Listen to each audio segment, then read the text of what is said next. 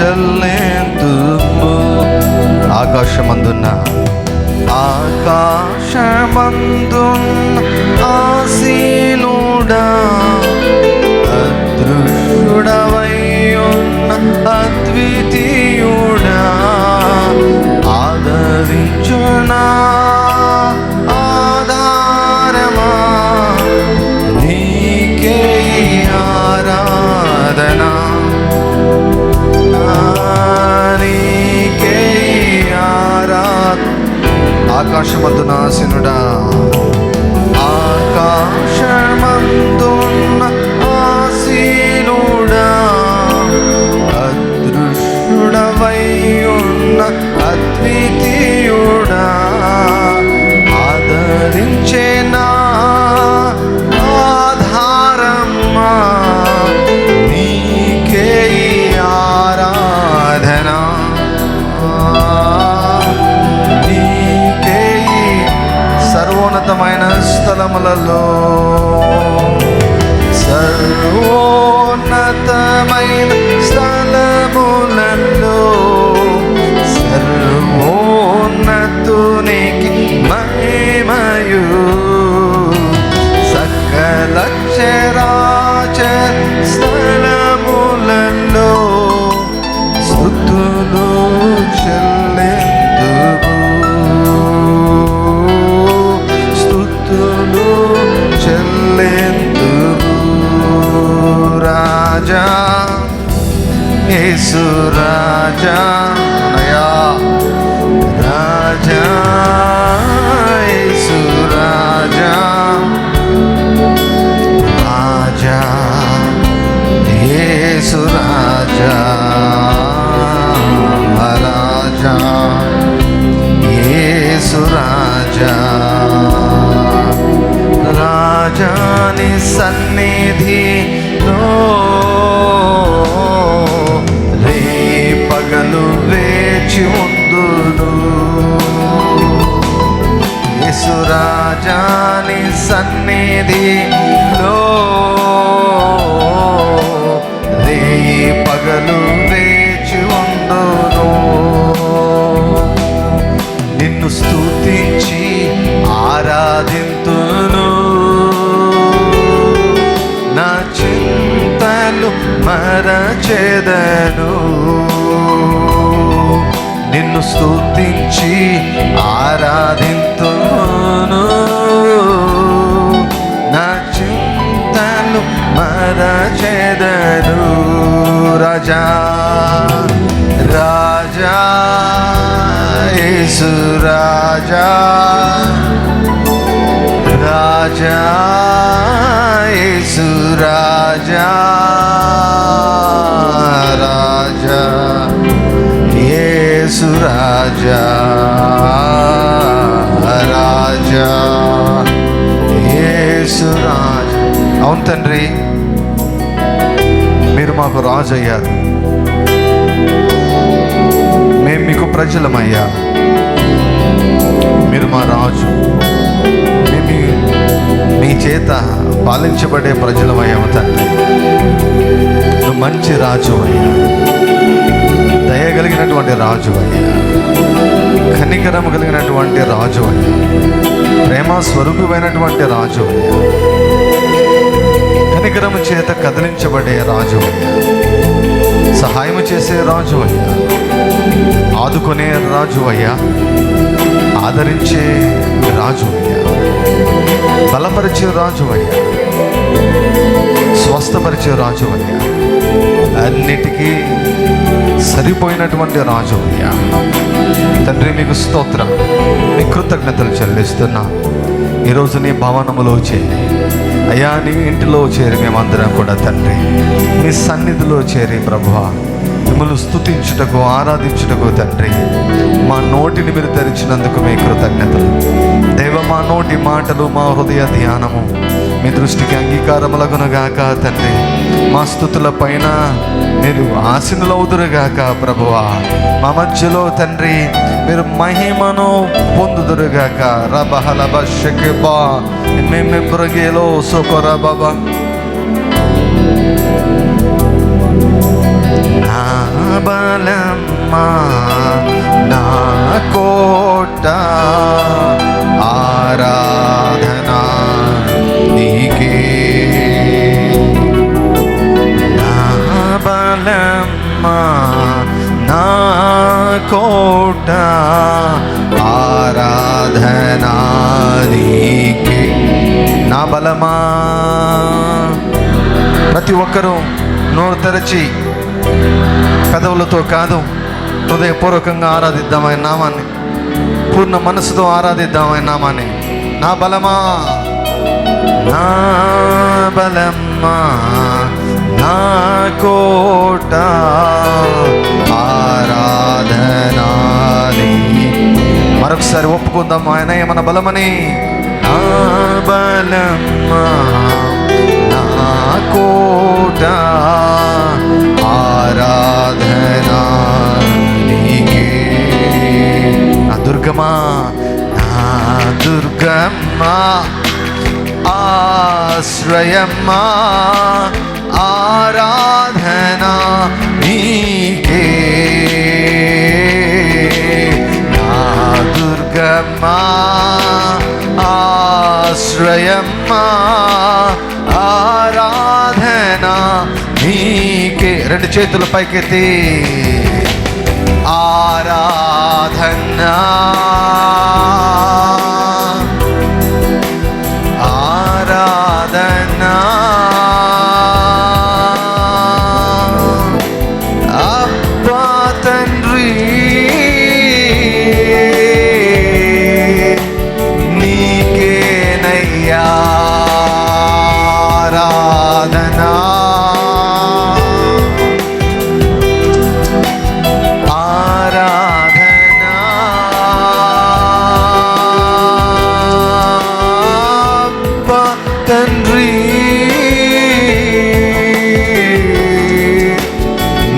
నీకేనయ్యా రాజా యేసు రాజా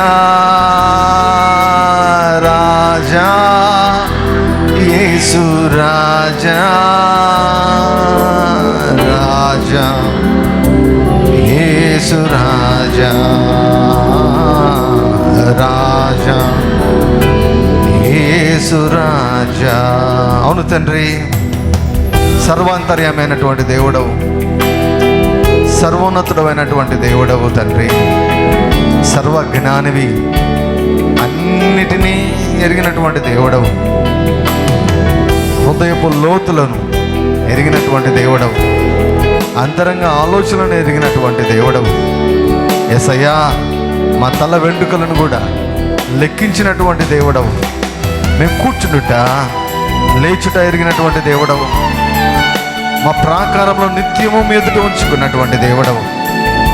నీ అరచేతిలో నీ అరచేతిలో నీ అరచేతిలో మమ్మల్ని చెక్కుకున్నటువంటి దేవుడవు రాయన. Thank you lord. ప్రాణం పెట్టారు, రక్తం గార్చారు తండ్రి, మా నీతి అయ్యారయ్యా, మీకు స్తోత్రం చెల్లిస్తున్నాం. మా నీతి అయ్యారు తండ్రి, మీకు వందనాలు చెల్లిస్తున్నాం తండ్రి. Thank you lord Jesus.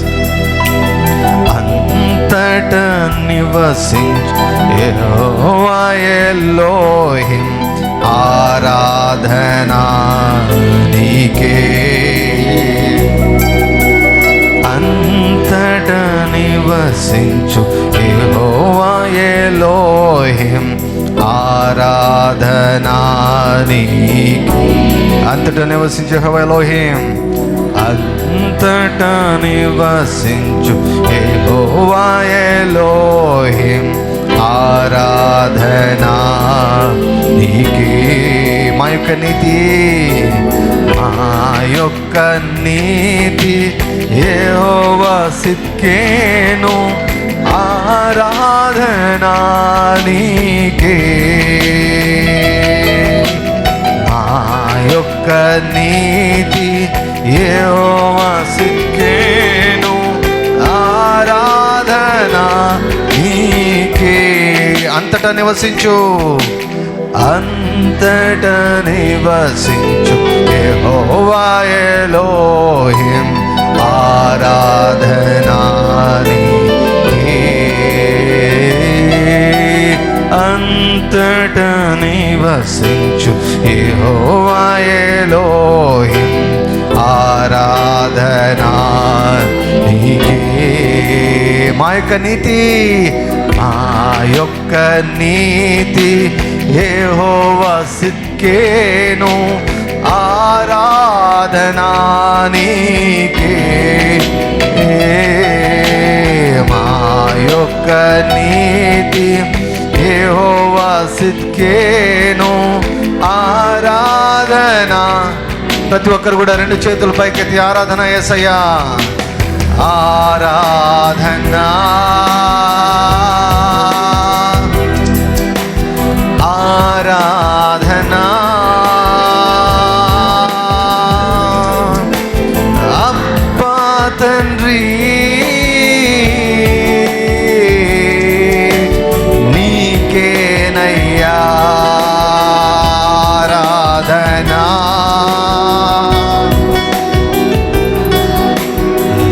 ఆరాధనా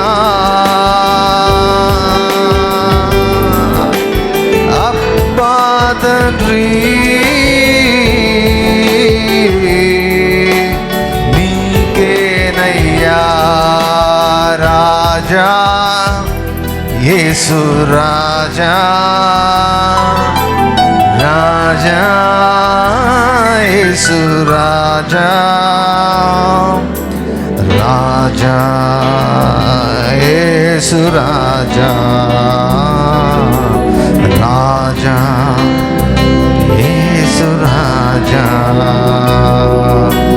రాజాని భవనములో రేయి పగలు వేచి ఉందును. యేసు రాజాని సన్నిధిలో రేయి పగలు వేచి ఉందును. నిన్ను స్తుతించి ఆరాధింతును. నా చింతలు మరచెదను. నిన్ను స్తుతించి ఆరాధింతును. నా చింతలు మరచెదను. రాజా యేసు రాజా రాజా యేసు రాజా రాజా యేసు రాజా రాజా యేసు రాజా. అవును తండ్రి, మమ్మల్ని పరిశుద్ధపరచు దేవుడవు నీవే. మీ రక్తము ద్వారా, మీ ఆత్మ ద్వారా, మీ సన్నిధి ద్వారా, మీ వాక్యము ద్వారా మమ్మల్ని పరిశుద్ధపరిచే దేవుడవయ్యా. నేను చెప్పిన మాటను బట్టి మీరు పవిత్రులై ఉన్నారని వ్రాయబడిన ప్రకారం మమ్మల్ని పరిశుద్ధపరిచినటువంటి దేవుడు. అవునయ్యా యేసయ్యా, మీరే మా జ్ఞానమయ్యా, మీరే మా నీతి అయ్యారు, మీరే మా పరిశుద్ధత. మమ్మల్ని పరిశుద్ధపరిచినటువంటి దేవా మీ కృతజ్ఞతలు చెల్లిస్తున్నాము. యెహోవా మెక్కాదిష్కి మమ్మల్ని పరిశుద్ధపరచు దేవా మీకు వందనాలు చెల్లిస్తున్నాం తండ్రి. We worship you, Lord. పరిశుద్ధపరచు యెహోవా మెక్కాదిష్ ఆరాధనా నీకే. పరిశుద్ధపరచు యెహోవా మెక్కాదిష్ ఆరాధనా నీకే. రూపించు దైవం, రూపించు యెహోవా హోసేను. మమ్మల్ని మార్చే దేవా, మాకు రూపమునిచ్చే దేవా, రూపించే దైవమా, రూపించు దైవం యెహోవా హోసేను ఆరాధనా నీకే. పరిశుద్ధపరచు యెహోవా మెక్కాదిష్, పరిశుద్ధపరచు యెహోవా మెక్కాదిష్ ఆరాధనా నీకే.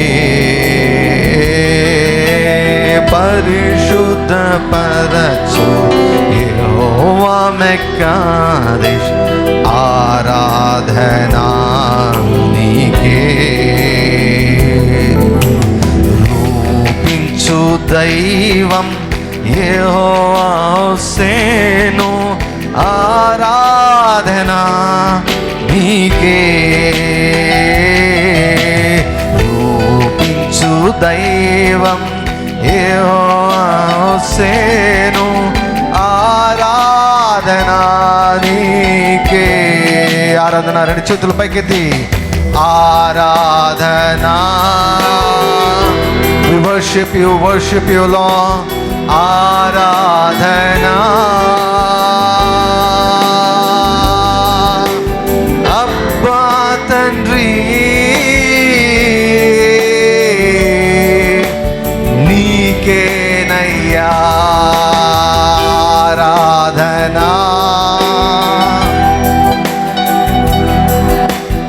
ఆరాధనా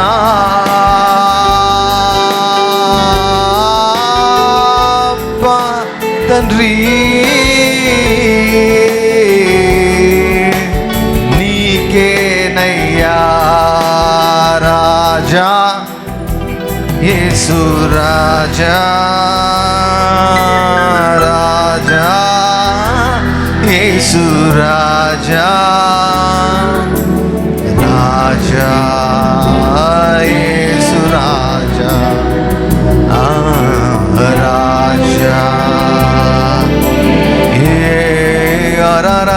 Mare arama shakur arala rama mama mama uri arala rama sene be ori arama arala rama ori arala rama shakur baba. Thank you Lord, thank you Lord, thank you Rama. We give you thanks, oh mama, thank you Lord, thank you Lord. అందరం కూడా కృతజ్ఞతలు తెలియజేద్దాం ఆయనకి. ఓరా బాలాబా, thank you for the last week. గడిచిన వారం అంతటి బట్టి కృతజ్ఞతలు తెలియజేద్దాం. మరి హిమేసికి బోరమ్మ మేము ఈ దినాన్ని బట్టి కృతజ్ఞతలు చెల్లిద్దాం. ఈ వారం వచ్చే వారం బట్టి కృతజ్ఞతలు చెల్లిద్దాం. గతాన్ని బట్టి కృతజ్ఞతలు, ప్రస్తుతాన్ని బట్టి కృతజ్ఞతలు, భవిష్యత్తును బట్టి కృతజ్ఞతలు. ఓ రమహసకర మన ప్రభు అయిన యేసుక్రీస్తు ద్వారా మనకు జయము అనుగ్రహించుచున్న దేవునికి ఓ కృతజ్ఞతలు చెల్లిద్దాం. బారకే బెస్సె మేమేమేమకు రమమలమమ ఓ రమమ. ఎల్లప్పుడూ విజయోత్సవం చేత ఊరేగించే దేవుడు. ఓ రబలబరబరబ సెమెహె సెమెకి మోరుమల తి మా ది బూరుగా మమ. తండ్రి మీకు స్తోత్రం, మీకు స్తోత్రం అయ్యా, మీకు స్తోత్రం, మీకు స్తోత్రం. Thank you lord for the blood. నీ రక్తాన్ని బట్టి స్తోత్రం, సిలువను బట్టి స్తోత్రం నాయన. మీరు అనుగ్రహించిన పాప క్షమాపణను బట్టి మీకు స్తోత్రం. మీరు అనుగ్రహించిన ప్రతి విధమైన శ్రేష్టమైన వరమును బట్టి మీకు వందనాలు. మీరు అనుగ్రహించిన నీతిని బట్టి మీకు స్తోత్రం చెల్లిస్తున్నాం. నీతి వస్త్రాన్ని బట్టి మీకు స్తోత్రం చెల్లిస్తున్నాము తండ్రి. మీరు అనుగ్రహించినటువంటి నూతన ఆత్మను బట్టి మీకు స్తోత్రం, నూతన హృదయాన్ని బట్టి మీకు స్తోత్రం. మీరు అనుగ్రహించిన అబ్రహాము ఆశీర్వాదాన్ని బట్టి మీకు స్తోత్రం. మీరు అనుగ్రహించిన విమోచనను బట్టి మీకు స్తోత్రం నాయన తండ్రి. మీకు స్తోత్రం. శాపము నుంచి, పాపము నుంచి, దేవ అపవాది నుంచి నాయన తండ్రి, ఓటమి నుంచి, అవమానం నుంచి నాయన తండ్రి మమ్మల్ని విమోచించారు, వెల చెల్లించి విమోచించారు, విడిపించారు నాయన, స్వతంత్రులుగా చేశారు. మీ కృతజ్ఞతలు చెల్లిస్తున్నాం తండ్రి. కుమారుడా మీ కృతజ్ఞతలు, కుమారుడు మిమ్మలను స్వతంత్రులుగా చేసినట్లు మీరు నిజముగా స్వతంత్రులు అవుతారని వ్రాయబడిన మాట చొప్పున తండ్రి. We give you thanks Lord, we give you praise Lord. You are worthy to be praised, you are worthy to be worshipped, oh God. మా స్తుతులకు, మా ఆరాధనలకు మీరు మాత్రమే యోగ్యులు, మీరు మాత్రమే అర్హులు తండ్రి. Thank you Lord, we praise you, we worship you, we praise you, we worship you. We want your presence, oh God. యేసయ్యా, ఒక ఆచారంగా ఈ సమయాన్ని మేము గడపకూడదయ్యా తండ్రి. మీ సన్నిధి మమ్మల్ని అందరినీ కమ్ముకొనుగాక. మీ మహిమ చేత ఈ మందిరము నిండిపోవునగాక. మీ మంచితనము చేత ఈ మందిరం అంతా నిండిపోవునగాక తండ్రి. తండ్రి, మిమ్మల్ని ప్రభువా, మిమ్మల్ని గురించి వినడం మాత్రమే కాదు, మిమ్మల్ని గురించి తెలుసుకోవడం మాత్రమే కాదు, యేసయ్యా మీ యొక్క మంచితనాన్ని తండ్రి మేము రుచి చూచినట్లుగా తండ్రి మీ సన్నిధిని కుమ్మరించమని ప్రార్థిస్తున్నాం. మీ సన్నిధిలో సంపూర్ణ సంతోషం కలదు, మీ కుడి చేతిలో నిత్య సుఖములు కలవు తండ్రి. Pour out your spirit O God, కుమ్మరించండి తండ్రి. Thank you Lord, thank you Jesus, thank you Lord, thank you Jesus. Oh, we receive the ministry of the Holy Spirit. ప్రియ పరిశుద్ధాత్మని చేతికి తండ్రి సమయాన్ని మేము అప్పగిస్తున్నామయ్యా. తండ్రి, మా మనోనేత్రాలు తెరవచేయండి, మా ఆత్మీయ నేత్రాలు తెరవచేయండి, మా చెవులను తెరవచేయండి అయ్యా, మా హృదయాన్ని తెరవచేయమని అడుగుతున్నాం తండ్రి. దేవ, ఆత్మీయంగా మేము ఎదుగుటకు సహాయం చేయండి, మా ఆత్మను పోషించండి అయ్యా, మా మనసులను తెప్పరిల్ల చేయండి అయ్యా, మా దేహాలను తండ్రి జీవింపచేయండి అయ్యా, భవిష్యత్తును గురించినటువంటి ఆశలు పుట్టించమని అడుగుతున్నాం తండ్రి. యేసు నామములో సువర్తమానం ఈరోజు గాక తండ్రి. నలిగిన హృదయం కలిగిన వారందరూ దృఢపరచబడుదురు గాక తండ్రి. మాకు హితవత్సరము, అపవాదికి ప్రతిదండనను యేసుక్రీస్తు నామములో ప్రకటిస్తున్నాము తండ్రి. మాకు హితవత్సరము, మా శత్రువైన అపవాదికి, మా విరోధి అయిన అపవాదికి ప్రతిదండనను మేము ప్రకటిస్తున్నాము తండ్రి. బంధించబడిన వారు విడిపించబడుదురు గాక తండ్రి. చెరలోనున్న వారు విడిపించబడుదురు గాక ప్రభువా. దుఃఖక్రాంతులందరూ ఓదార్చబడుదురు గాక. దుఃఖమునకు ప్రతిగా నువ్వు సంతోషమునిచ్చెదవుగాక. బూడిదకు ప్రతిగా పూదండనిచ్చెదవుగాక. దుఃఖభరితులను తండ్రి ఆనంద తైలము చేత అభిషేకించుదువుగాక ప్రభువా. భారభరితమైన ఆత్మకు ప్రతిగా స్తుతి వస్త్రమును నీవు ధరింపచేయుదువు గాక. మీ ఆత్మను కుమ్మరించుదురుగాక ప్రభువా. మీ దగిన హస్తాలకు అప్పగిస్తూ తండ్రి ఈ సమయాన్ని మాకు అందరికీ ఆశీర్వాదకరంగా చేసే మహిమ పొందమని యేసుక్రీస్తు వారి ఘనమైన పరిశుద్ధమైన నామములో కృతజ్ఞతాస్తుతి ప్రార్థనలను సమర్పిస్తున్నాము తండ్రి. ఆమేన్. దయచేసి కూర్చుందాం. అపోస్తలుడైనటువంటి పౌలు కొరింథీయులకు రాసినటువంటి మొదటి పత్రిక 1వ అధ్యాయము 9వ వచనం అందరం కలిసి చదువుదామండి. ఓకే. మన ప్రభువు అయిన యేసుక్రీస్తు అను తన కుమారుని సహవాసమునకు మిమ్మును పిలిచిన దేవుడు నమ్మదగిన వాడు. దేవునితో అన్యోన్య సహవాసం గురించి మనం మాట్లాడుతున్నాం. హల్లెలూయా. దేవుని ఎరగడం గురించి మాట్లాడుతున్నాం. Knowing God. దేవునితో అన్యోన్య సహవాసం, ఇంటిమేట్ ఫెలోషిప్ విత్ గాడ్. దేవుడు మనందరినీ కూడా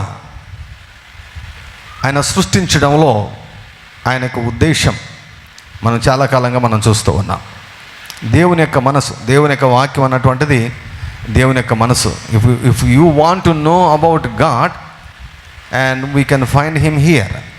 దేవుని గురించి మనం తెలుసుకోవాలంటే మనము దేవుని యొక్క వాక్యంలో మాత్రమే ఆయన గురించి మనము తెలుసుకోనగలం.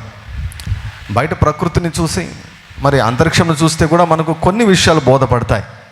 కానీ దేవుని గురించి తెలుసుకోవాలంటే, మరి బాగా తెలుసుకోవాలంటే, స్పష్టంగా తెలుసుకోవాలంటే ఈ దేవుని యొక్క వాక్యమే మనకు ఆధారం. దేవుని గురించి తెలుసుకోవాలన్నా, దేవుని యొక్క ఉద్దేశములను గురించి తెలుసుకోవాలన్నా, దేవుని యొక్క మనసును గురించి తెలుసుకోవాలన్నా దేవుని యొక్క వాక్యమే మనకు ఆధారం. సో మనల్ని కూడా దేవుడు ఆయన పిలిచాడు, ఆయన సృష్టించాడు, ఆయన పిలిచాడు. దేని కొరకు పిలిచాడంట? సహవాసం కొరకు ఆయన పిలిచాడు. చాలామంది మరి ఎవరైనా కూడా స్నేహితులు లేరనుకోండి, వారు చాలా బాధపడుతుంటారు. నాకు ఎవ్వరూ లేరు ఫ్రెండ్స్, నాకు స్నేహితులు ఎవరు లేరు, నన్ను ప్రేమించేవారు ఎవరు లేరు, నాకు ఫ్రెండ్స్ ఎవరు లేరు, నాతో ఫ్రెండ్షిప్ చేసేదానికి ఎవరు పెద్దగా ఇష్టపడరు అని ఆ రీతిగా చాలామంది అనుకుంటూ ఉంటారు. యాక్చువల్గా అదే ఫీలింగ్, దేవునికి కూడా కలిగింది. అదే ఫీలింగ్ దేవునికి కలిగి నా కుమారునికి సహవాసం కావాలి. హల్లెలూయా. సో యేసుక్రీస్తు ప్రభువునకు ఫ్రెండ్షిప్ కావాలంట, ఫ్రెండ్స్ కావాలంట. హల్లెలూయా. సహవాసం చేసేవారు కావాలి, ఆయనతో కలిసి నడిచేవారు కావాలన్నమాట. సో అందుకే దేవుడు ఆదాము హవ్వలను ఆయన సృష్టించాడు. వారిని సృష్టించి వారితో సహవాసం చేస్తూ ఉండేవాడు అన్నమాట. ఏదోం తోటలోకి వచ్చి ఆయన చల్లటి పూట సంచరిస్తూ వారితో సంభాషిస్తూ ఉండేవాడు. That is God's desire and that is God's perfect plan. అది దేవుని యొక్క పరిపూర్ణమైనటువంటి చిత్తం. ఏమిటంటే ఆయనతో కలిసి మనము సహవాసం చేస్తూ ఉండాలని. ఆయన కోసం పని చేయడం కాదు ముఖ్యం. ఏమండి, ఆయన పని చేయడం కాదు ముఖ్యం, ఆయనతో సహవాసం చేయడం అన్నటువంటిది ముఖ్యం. మన ప్రాధాన్యతలను మనము రీఅరేంజ్ చేసుకోవాలి.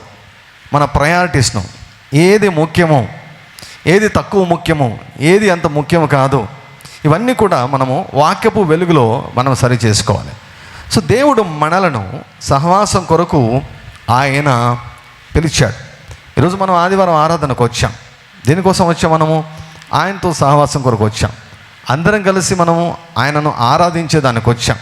అంత మాత్రమే కాదు, ఒంటరిగా ఉండడం ఒక ఎత్తు, అయితే సమాజముగా కూడుకోవడం ఒక ఎత్తు. హల్లెలూయా. ఒంటరిగా ఉన్నప్పుడు ఉన్న అభిషేకం ఒక స్థాయిలో ఉంటుంది. ఎప్పుడైతే పరిశుద్ధులందరూ కూడా ఒక చోట కూడుకుంటారో అప్పుడు దేవుడు విడుదల చేసే కృప వేరే ఉంటుంది. ఆ కృప, ఆ అభిషేకము నీవు ఒంటరిగా ఉన్నప్పుడు రాదు. అదే హల్లెలూయా. సో అందుకే సమాజముగా కూడుకొనుట మానుకొనకూడదు అంటాడు. ఇప్పుడు మనకు మొత్తం టెక్నాలజీ పెరిగిపోయింది, లైవ్లో వస్తున్నాయి, తర్వాత నెట్లో ఎక్కడ చూసినా మెసేజ్లు వస్తూ ఉంటాయి. సో ఏముంది, ఒక మొబైల్ ఉండి నెట్ కనెక్షన్ ఉంటే చాలు, దేవుని సన్నిధి నేను అనుభవించవచ్చు అని మనం అనుకుంటాం. అనానుకూలమైనటువంటి పరిస్థితులలో దానిని మనం ఉపయోగించుకోవచ్చు. కానీ దేవుని యొక్క ఉద్దేశం ఏంటంటే ఒక సంఘం ఉండాలని, ఆ సంఘంలో నాటబడాలని, ఆ సంఘంలో నీవు సహవాసులతో సహవాసం కలిగి ఉండాలని దేవుడు కోరుకుంటున్నాడు. హల్లెలూయా. సో అందుకే హెబ్రీయులకు రాస్తుంటాడు, మీరు సమాజంగా కూడుకొనుట మానక. సో కాబట్టి మనం అందరం కూడా మనతో ఒకరితో ఒకరు సహవాసం చేస్తూ మనందరం కూడా దేవుని యొక్క పిల్లలముగా ఆయనతో మనం సహవాసం చేసేదానికి మనం వచ్చాం. సో ఆయన మన మధ్యలో ఉన్నాడు. హల్లెలూయా. ఆయన ఇంటికి వచ్చాం మనం, ఆయన మన మధ్యలో ఉన్నాడు. ఆయన అనేక సంగతులు మనకు బోధిస్తాడు. మన స్తుతిని ఆయన అంగీకరిస్తాడు, మన ఆరాధన ఆయన అంగీకరిస్తాడు, మన ఆరాధన పైన ఆయన ఆశీనుడు అవుతాడు, మనతో ముచ్చటిస్తాడు, మనల్ని సరి చేస్తాడు. తండ్రి తన పిల్లలతో ఏ రీతిగా వ్యవహరిస్తాడో ఆ రీతిగా ఆయన వ్యవహరిస్తాడు. సో మనం ఎప్పటికీ మర్చిపోకూడదు. ఎందుకంటే మనము దేవునితో అన్యోన్య సహవాసములోనికి మనము పిలువబడ్డాం. దేవునితో అన్యోన్య సహవాసం కలిగి ఉండే దాని కొరకు మనము పిలువబడ్డాం. నేను చెబుతూ వచ్చాను, సంబంధము, సహవాసము, అన్యోన్య సహవాసం. మొదటగా సంబంధాన్ని దేవుడు ఏర్పరచుకుంటాడు, తరువాత సహవాసం ఏర్పరచబడుతుంది. ఆ సహవాసం కాస్త అన్యోన్య సహవాసంగా మారుతుంది. హల్లెలూయా. సో సహవాసం కాస్త అన్యోన్య సహవాసంగా ఎప్పుడు మారుతుందంటే మనం ఆయన గురించి మనము తెలుసుకున్నప్పుడు. దేవునితో కలిసి నడిచినటువంటి భక్తులు, అనేకులైనటువంటి భక్తులు, వారందరూ కూడా వారు తెలియజేసినటువంటి విషయం ఏంటంటే, నేను దేవుని గురించి ఎక్కువ తెలుసుకోవాలి. హల్లెలూయా. దేవుని గురించి ఎక్కువ తెలుసుకోవాలి, దేవుని గురించి ఎక్కువగా నేను లోతులోనికి నేను వెళ్ళాలి అని. మనం పాత నిబంధనలు మనం చూసాం. మోషే అన్నాడు, ఎన్నో అద్భుతాలను చూశాడు, ఎన్నో రకాలైన దేవుని తీర్పులను మోషే చూశాడు. కానీ మోషే ఏమన్నాడంటే, నీ గురించి నేను తెలుసుకోవాలనుకుంటున్నాను, నీ మార్గాల గురించి నేను తెలుసుకోవాలనుకుంటున్నాను అన్నాడు. క్రొత్త నిబంధనలు చూస్తే దశాబ్దాల తరబడి సేవ చేసినటువంటి పౌలు గారు ఏమన్నారంటే, నాకైతే ఒకటే కోరిక ఉంది, ఏమిటంటే నేను ఆయన గురించి నేను తెలుసుకోవాలని అనుకుంటూ ఉన్నాను. హల్లెలూయా. సో దేవుడు కోరుకుంటున్నటువంటి విషయం కూడా ఏమిటంటే, ఆయన గురించి మనము తెలుసుకోవాలన్నటువంటిది తపన మనకు ఉండాలి. This should be our heart cry. మన హృదయ ఘోష, మన హృదయ వాంఛ ఏమై ఉండాలంటే, ప్రభువా నీ గురించి నేను తెలుసుకోవాలనుకుంటున్నాను. హల్లెలూయ. నీ గురించి నేను తెలుసుకోవాలనుకుంటాను. దేవుని ఉద్దేశమే అదే. నీ ప్రేమను గురించి నేను తెలుసుకోవాలనుకుంటున్నాను. నీ మంచితనం గురించి నేను తెలుసుకోవాలనుకుంటున్నాను. నీ దయ గురించి నేను తెలుసుకోవాలనుకుంటున్నాను. To know about God. Gospel యొక్క ఉద్దేశం ఏమిటి? సువార్త యొక్క ఉద్దేశం ఏమిటి? సువార్త మనం చెబుతాం కదా, God is not angry with you. దేవుడు నీ మీద కోపముగా లేడు. మానవుల పైన ఉన్న కోపాన్నంతా దేవుడు తన సొంత కుమారుని పైన కుమ్మరించేశాడు. ఇక ఏమి లేదు. God has exhausted. He has exhausted of his wrath and anger. ఆయన కోపము, ఆయన ఉగ్రత కాస్త అయిపోయింది, ఇంకా వెతికినా కూడా లేదన్నమాట. అది తన సొంత కుమారుని పైన వేసేసాడు. So God is not angry with you. దేవుడు నీ మీద కోపంగా లేడు. నీ దోషంలో నీ మీద ఆయన మోపడు. సో గనక దేవుడు నిన్ను పిలుస్తూ ఉన్నాడు. ప్రయాసపడి భారం మోచిన సమస్త జనులారా నా యొద్దకు రండి, నేను మీకు విశ్రాంతిని నేను కలుగజేస్తానట. Hallelujah. God is promising rest. దేవుడు విశ్రాంతిని వాగ్దానం చేస్తున్నాడు, స్వస్థతను వాగ్దానం చేస్తున్నాడు, విడుదలను వాగ్దానం చేస్తున్నాడు, ఐశ్వర్యమును వాగ్దానం చేస్తున్నాడు, అక్కర్లను తీర్చడము వాగ్దానం చేస్తున్నాడు. భూమి మీద ప్రతి విధమైన సహాయమును ఆయన నీకు అందించుటకు ఆయన వాగ్దానం చేస్తున్నాడు. He knows that we cannot lead our own life. ఆయనకు తెలుసు మన జీవితాలను మనం నడిపించుకునేంత సమర్థులమైతే కాదు. జ్ఞానులు ఎవరంటే, ప్రభువా నా జీవితాన్ని నేను నడిపించుకోలేను ప్రభువా. అందుకే సొలొమోను చెప్తాడు కదా, సామెతల గ్రంథం 3వ అధ్యాయంలో, నీవు నీ స్వబుద్ధిని ఆధారము చేసి కొనక. చాలాసార్లు మన స్వబుద్ధిని మనం ఆధారం చేసుకున్నప్పుడు మనము పొరపాట్లు చేస్తాం, తప్పుడు నిర్ణయాలు మనం తీసుకుంటాం. సో పూర్ణ హృదయంతో మన దేవుని నమ్మినప్పుడు మన ప్రవర్తన అంతటి యందు ఆయన అధికారానికి మనము ఒప్పుకున్నప్పుడు ఆయన మన త్రోవలను ఆయన ఏం చేస్తాడంట? సరళము చేస్తాడు. హల్లెలూయ. చెప్పండి, యేసయ్యా నా జీవితాన్ని నేను నడిపించుకోలేను, నా జీవితాన్ని నేను నడిపించుకోలేను. యేసయ్యా నీవే నా నావికుడవు, యేసయ్యా నీవే నా నాయకుడవు, యేసయ్యా నీవే నా బోధకుడవు, యేసయ్యా నీవే నా స్నేహితుడవు. హల్లెలూయ. We should know that we cannot lead our own life successfully. మనం అనుకోవచ్చు, చాలామంది ఉన్నారు కదా లోకంలో, దేవుడు లేకుండా జీవించేవారు చాలామంది ఉన్నారు కదా అని అనుకోవచ్చు. కానీ దేవుని యొక్క స్టాండర్డ్స్ ప్రకారం, దేవుని యొక్క ఉద్దేశముల ప్రకారం ఒక విజయవంతమైనటువంటి సంతోషభరితమైనటువంటి జీవితాన్ని జీవించాలంటే మాత్రం ప్రియులారా ఆయన మనకు అవసరం. ప్రభు అన్నాడు కదా, నాకు వేరుగా ఉండి మీరు ఏమాత్రం ఏమీ చేయలేరు, సక్సెస్ఫుల్గా చేయలేరు, ఫలించలేరు. దేవుని యొక్క స్టాండర్డ్స్ ప్రకారం మనం ఫలించలేం. సో అందుకే మనకు ఆయన కావాలి. సో అందుకే దేవుడు మనల్ని పిలుస్తూ ఉన్నాడు. ఆయనతో సహవాసం కొరకు ఆయన పిలుస్తున్నాడు. ఆయనకు సహవాసం కావడం మాత్రమే కాదు, ఆయన మనలను నడిపించాలని కూడా ఆయన కోరుకుంటున్నాడు. హల్లెలూయా. సో దేవుడు ఆత్మ గనుక మనము ఆత్మతోనే ఆయనను తెలుసుకొనగలం. దేవుని గురించి తెలుసుకోవాలన్నా, దేవునితో సహవాసం చేయాలన్నా విశ్వాసం అన్నటువంటిది చాలా ప్రాముఖ్యం. విశ్వాసం అంటే ఈ కళ్ళకు కనిపించని దానిని నమ్మడం అన్నమాట. హల్లెలూయా. యేసుక్రీస్తు ప్రభు ఇక్కడ ఉన్నాడు. ఈ కళ్ళకు కనిపిస్తుందా? కనిపించడం లేదు. కానీ మనం ఏం చేస్తున్నాం? మనం నమ్ముతున్నాం. హల్లెలూయా. That is faith. అదృశ్యమైనవి ఉన్నవనుటకు రుజువునై ఉన్నది. హల్లెలూయా. విశ్వాసం అన్నటువంటిది చాలాసార్లు అది ఒక నిర్ణయం. అవును, నేను నమ్మేదానికి నేను నిర్ణయించుకున్నాను. హల్లెలూయా.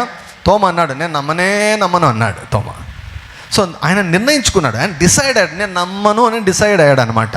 సో నమ్మేదానికి మనము డిసైడ్ కావచ్చు. సో ఇక్కడ యేసుక్రీస్తు ప్రభు ఉన్నారు అన్నదానికి మనం డిసైడ్ కావచ్చు. నీ ప్రార్థనా గదిలో ఆయన ఉన్నాడు అన్నది నువ్వు డిసైడ్ చేయొచ్చు, నువ్వు నిర్ణయించుకోవచ్చు. ఆయన నీ ఎదుట ఉన్నాడని, సింహాసనం ఎదుట నీవు ఉన్నావని, కృపా సింహాసనం ఎదుట నీవు ఉన్నావని నీవు నిర్ణయించుకోవచ్చు. You can decide that God is in front of you, or you are kneeling down in front of the Lord Jesus Christ. యేసయ్య ఎదుట నీవు మోకరించి ఉన్నావని నీవు డిసైడ్ చేసుకోవచ్చు. సో ఆ రీతిగా దేవునితో మనము సహవాసము చేయగలము. విశ్వాసం లేకపోతే మనము సహవాసం చేయలేము. ప్రార్థన అన్నటువంటిది మనకు చాలా బోరు కొడుతుంది కదా. ఒంటరిగా ఉన్నప్పుడు వాక్యం చదవమన్నా కూడా కొంతమంది చదువుతారు, కానీ ప్రార్థన అంటే చేసేదానికి చాలా కష్టం. ఎందుకో తెలుసా? ప్రార్థనకు కూర్చుంటే అసలు ఆ శూన్యం ఉన్నట్లు ఉంటుంది అన్నమాట. సో ఎప్పుడైతే యేసుక్రీస్తు ప్రభు ఎదుట నీవు ఉన్నావు అని నువ్వు ఎప్పుడైతే గ్రహించగలవో అప్పుడు ప్రార్థన ఫలభరితంగా మారుతుంది. హల్లెలూయా. సో అప్పుడు గంటలు గంటలు ఆయనతో సమయం గడిపేదానికి ఆస్కారము ఉంటుంది. హెబ్రీయులకు రాసిన పత్రిక 11వ అధ్యాయం, హెబ్రీయులకు రాసిన పత్రిక 11వ అధ్యాయము 6వ వచనం. విశ్వాసం లేకుండా దేవునికి ఇష్టుడై ఉండుట అసాధ్యము. దేవుని ఎదుగు వచ్చేవాడు ఆయన ఉన్నాడనియు తను జాగ్రత్తగా వెతుకు వారికి ఫలము దయచేవాడనియు నమ్మబలెను కదా. 2 విషయాలు ఇవి, 2 మాత్రం కంపల్సరీ అనమాట. ఒకటి ఏమిటంటే దేవుడు ఉన్నాడని నమ్మాలి. అందరు చెప్పండి, నేను దేవుడు ఉన్నాడని నేను నమ్ముతున్నాను.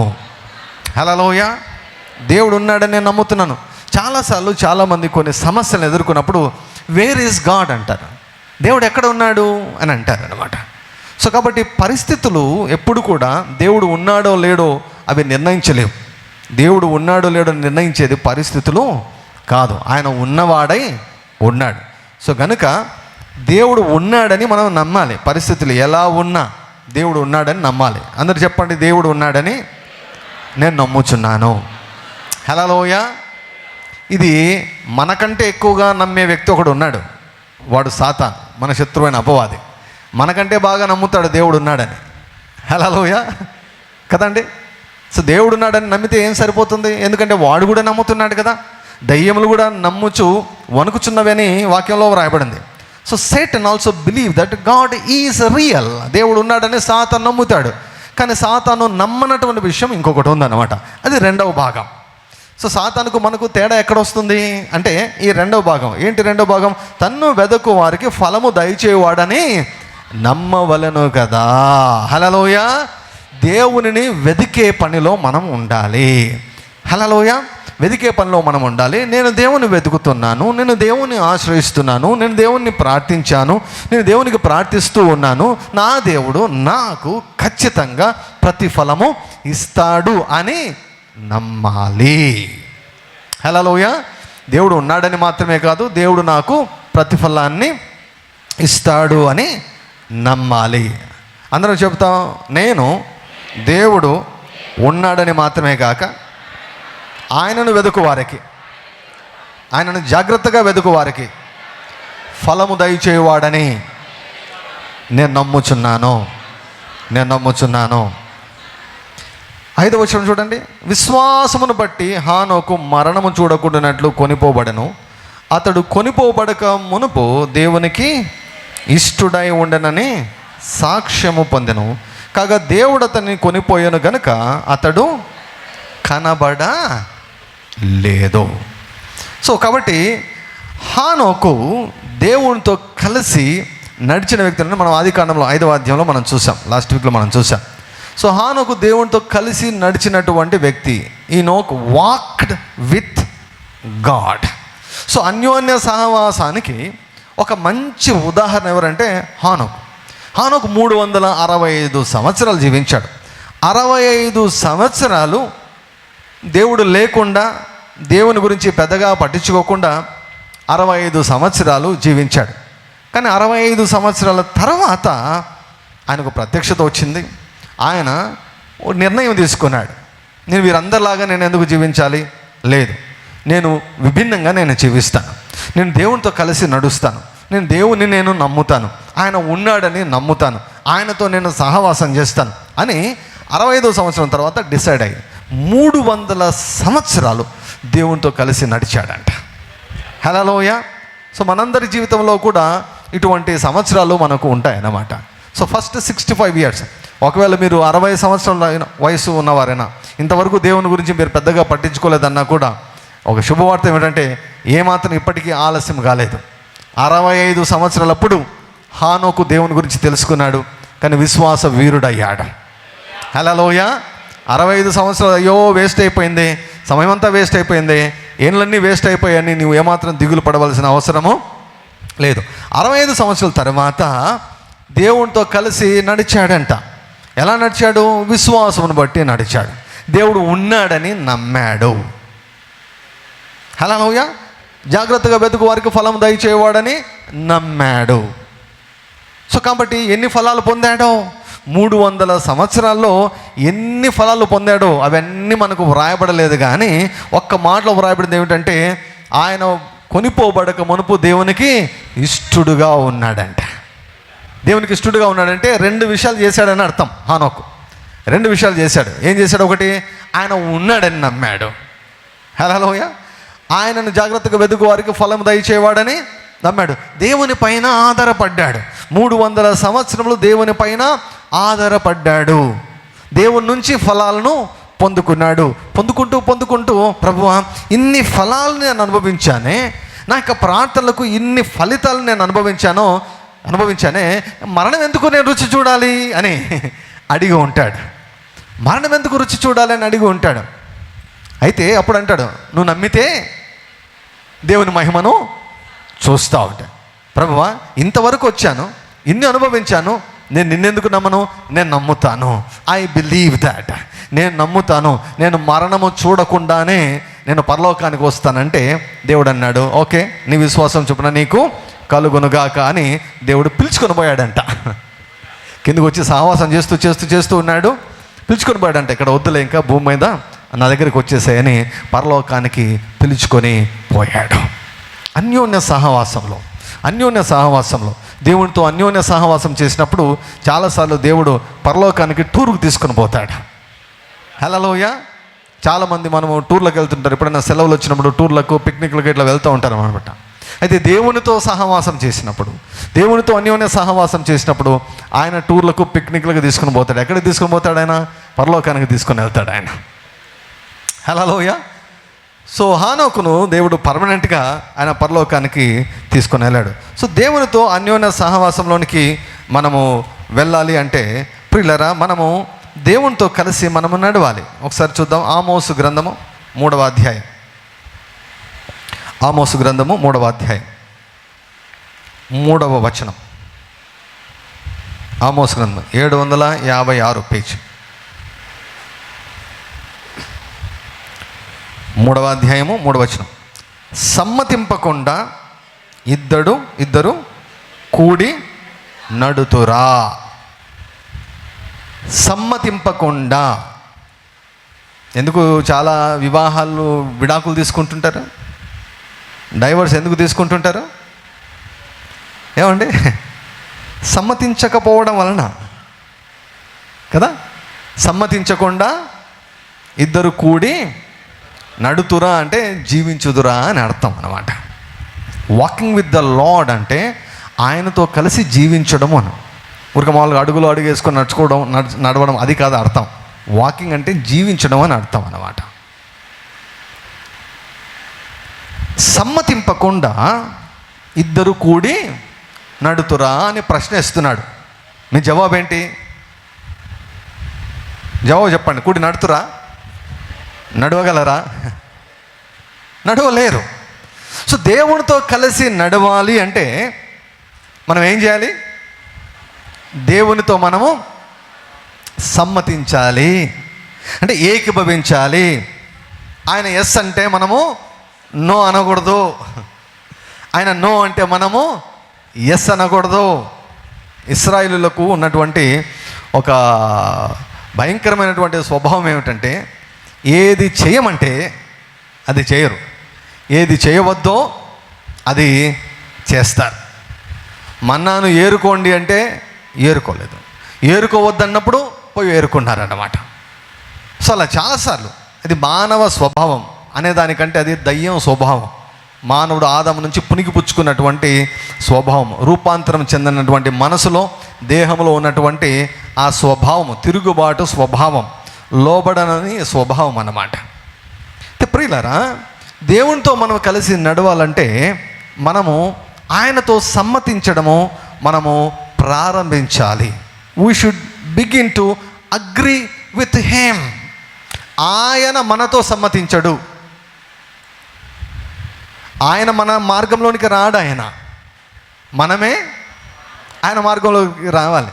ప్రభువా నా తట్టు తిరుగు, ప్రభువా నా తట్టు తిరుగు ప్రభువా అని మనము అంటే ఆయన తిరగడు. ఆయన అంటాడు, మీరు నా తట్టు తిరిగిన ఎడల నేను మీ తట్టు తిరుగుతాను అంటాడు. Hallelujah. He will never change. We have to change. మనం మారాలి, ఆయన మారడు. సో అన్యోన్య సహవాసంలోనికి వెళ్ళాలంటే మనం ఆయన గురించి మనము తెలుసుకోవాలి, ఆయనతో సమ్మతించాలి. చాలా విషయాలు ఉన్నాయి, ఎన్నో విషయాలు ఉన్నాయి.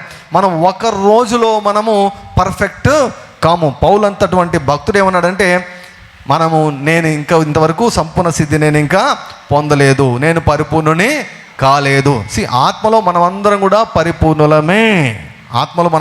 పరిపూర్ణులమే. అయితే మన మనసు పరిపూర్ణమైనది కాదు. మన మనసు రూపాంతరము చెందాలి. మన మనసు ఆయన స్వరూపంలోనికి మార్చబడాలి. హల్లెలూయా.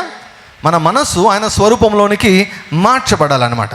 సో కాబట్టి దేవుని గురించి మనం తెలుసుకోవాలి అంటే ఆయనకు ఏది ఇష్టము కాదో, ఆయనకి ఏది ఇష్టమో మనకు తెలుసుకోవాలి.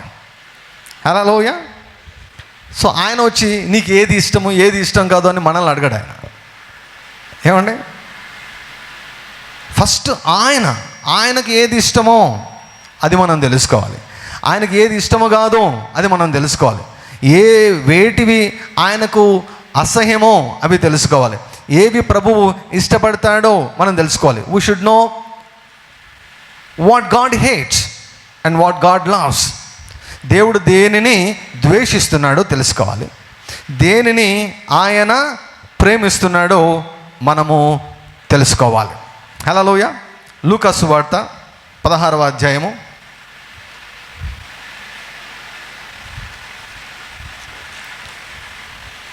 15వ వచనం. లూకా సువార్త 16వ అధ్యాయము 15వ వచనం. ఆయన, మీరు మనుషుల ఎదుట నీతిమంతులని అనిపించుకొనువారు కానీ దేవుడు మీ హృదయములను ఎరుగును. మనుషులలో ఘనముగా ఎంచబడినది దేవుని దృష్టికి అసహ్యము. మనుషుల దృష్టిలో ఘనమైనవి ఉన్నాయి, కానీ దేవుని దృష్టిలో అవి అసహ్యమైనటువంటివి. అర్థమవుతుందండి? మనకు అవి ఘనంగా అనిపించవచ్చు, మనకు కొన్ని విషయాలు చాలా గొప్పగా మనకు అనిపించవచ్చు, కానీ దేవునికి మాత్రం అవి అసహ్యం.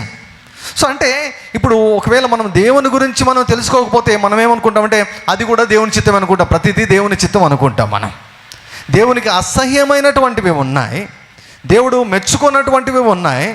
సో ఆయన గురించి తెలుసుకోవడం అంటే ఆయన ప్రేమను గురించి మాత్రమే కాదు, ఆయన ఇష్టాలను గురించి కూడా మనం తెలుసుకోవాలి. ఆయనకి ఏవి ఇష్టమో, ఆయనకి ఏది ఇష్టమో కాదో మనం తెలుసుకోవాలి. ఏది అసహ్యం, ఆయనకి ఏది అసహ్యము కాదో మనం తెలుసుకోవాలి. ఏది అయిష్టమో మనం తెలుసుకోవాలి. We should no. తెలుసుకొని ఆ రీతిగా మలచబడాలి మనము. హల్లెలూయా. ఆ రీతిగా మనం క్రీస్తు సారూప్యములోనికి మనం మలచబడతాం. ఆయనలాగా మనం మారాలి. సో ఆయన గురించి మనం తెలుసుకోవాలి, ఆయనలాగా మనము మారాలి.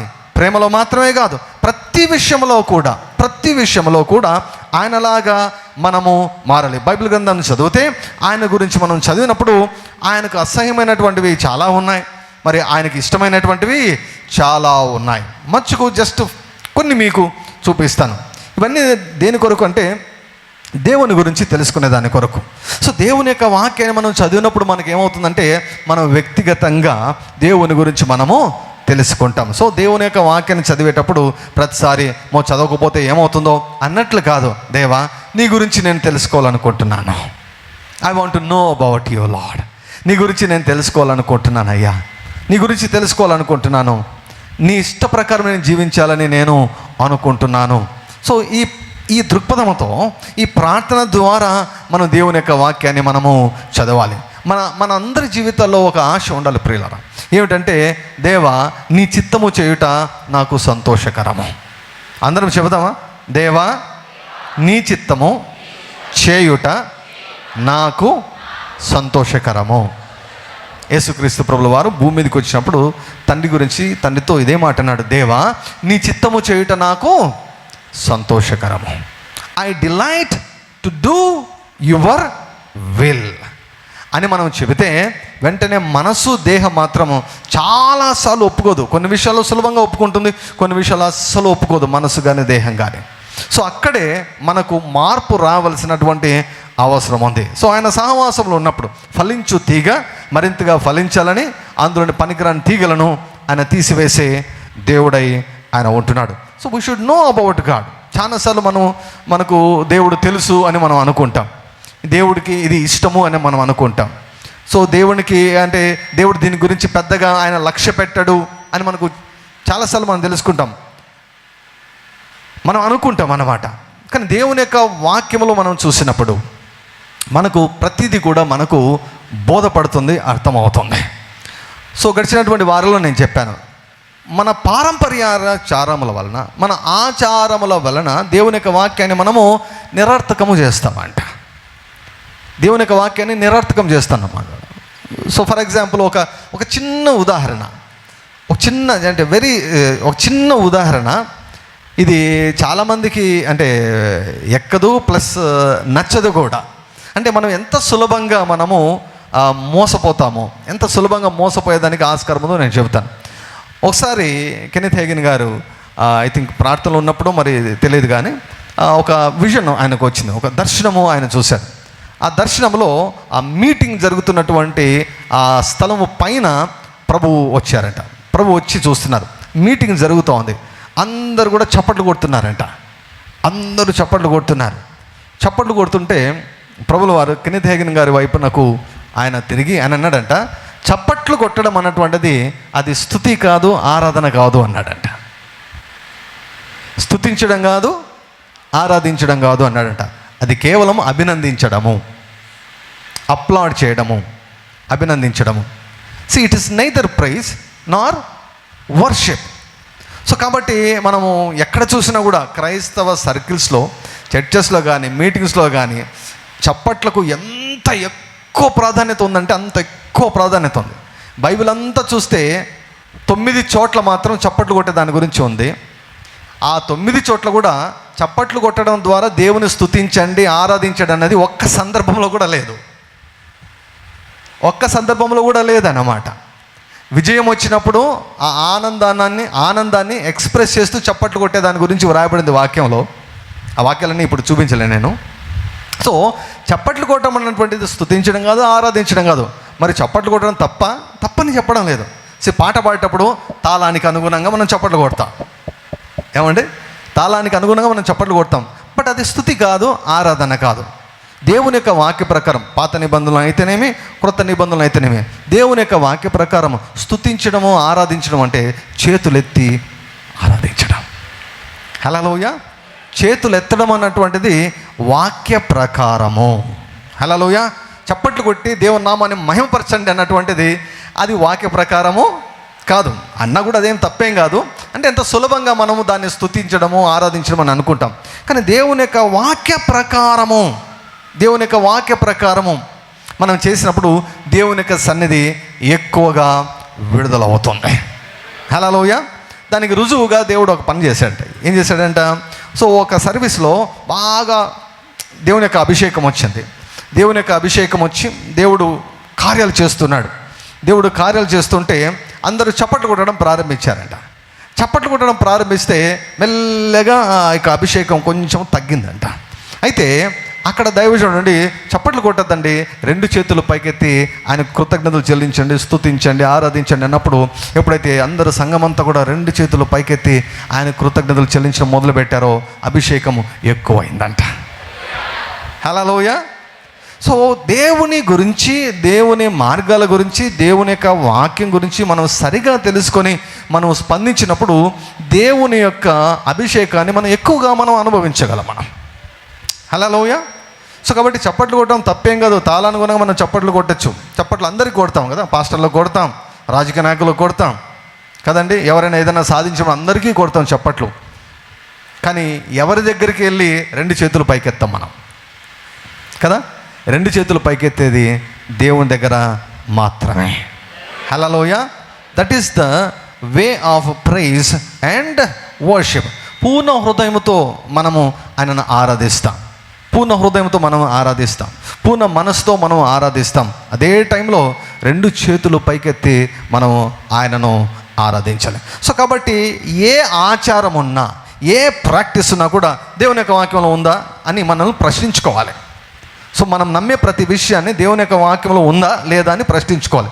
సో ఆ రీతిగా మనము దేవుని యొక్క మార్గాలను మనము తెలుసుకోవాలి. హల్లెలూయా. వివాహ పత్రికల పైన పసుపు పూస్తారు. ఏ వాక్యంలో ఉంది పసుపు పూయడం అనేది మనం వెతకాలి అన్నమాట. ఏమంటారు? ఏం సార్ ఇబ్బంది పెడుతున్నారే మీరు, ఏ వాక్యం ఉంది అంటారు. సో వాక్యంలో లేనప్పుడు దానివల్ల ఎటువంటి ప్రయోజనమో అయితే ప్రతి వస్తువు కూడా ప్రార్థన ద్వారా, దేవుని వాక్యం ద్వారా పరిశుద్ధపరచబడుతుంది, దీవించబడుతుంది. క్రొత్త నిబంధన ప్రకారము నువ్వు ఎప్పుడైతే బ్లెస్ చేస్తావో, ఎప్పుడైతే విశ్వాసంతో ప్రార్థిస్తావో అది దీవించబడుతుంది. పసుపు వలన కాదు దీవించబడేది. హల్లెలూయా.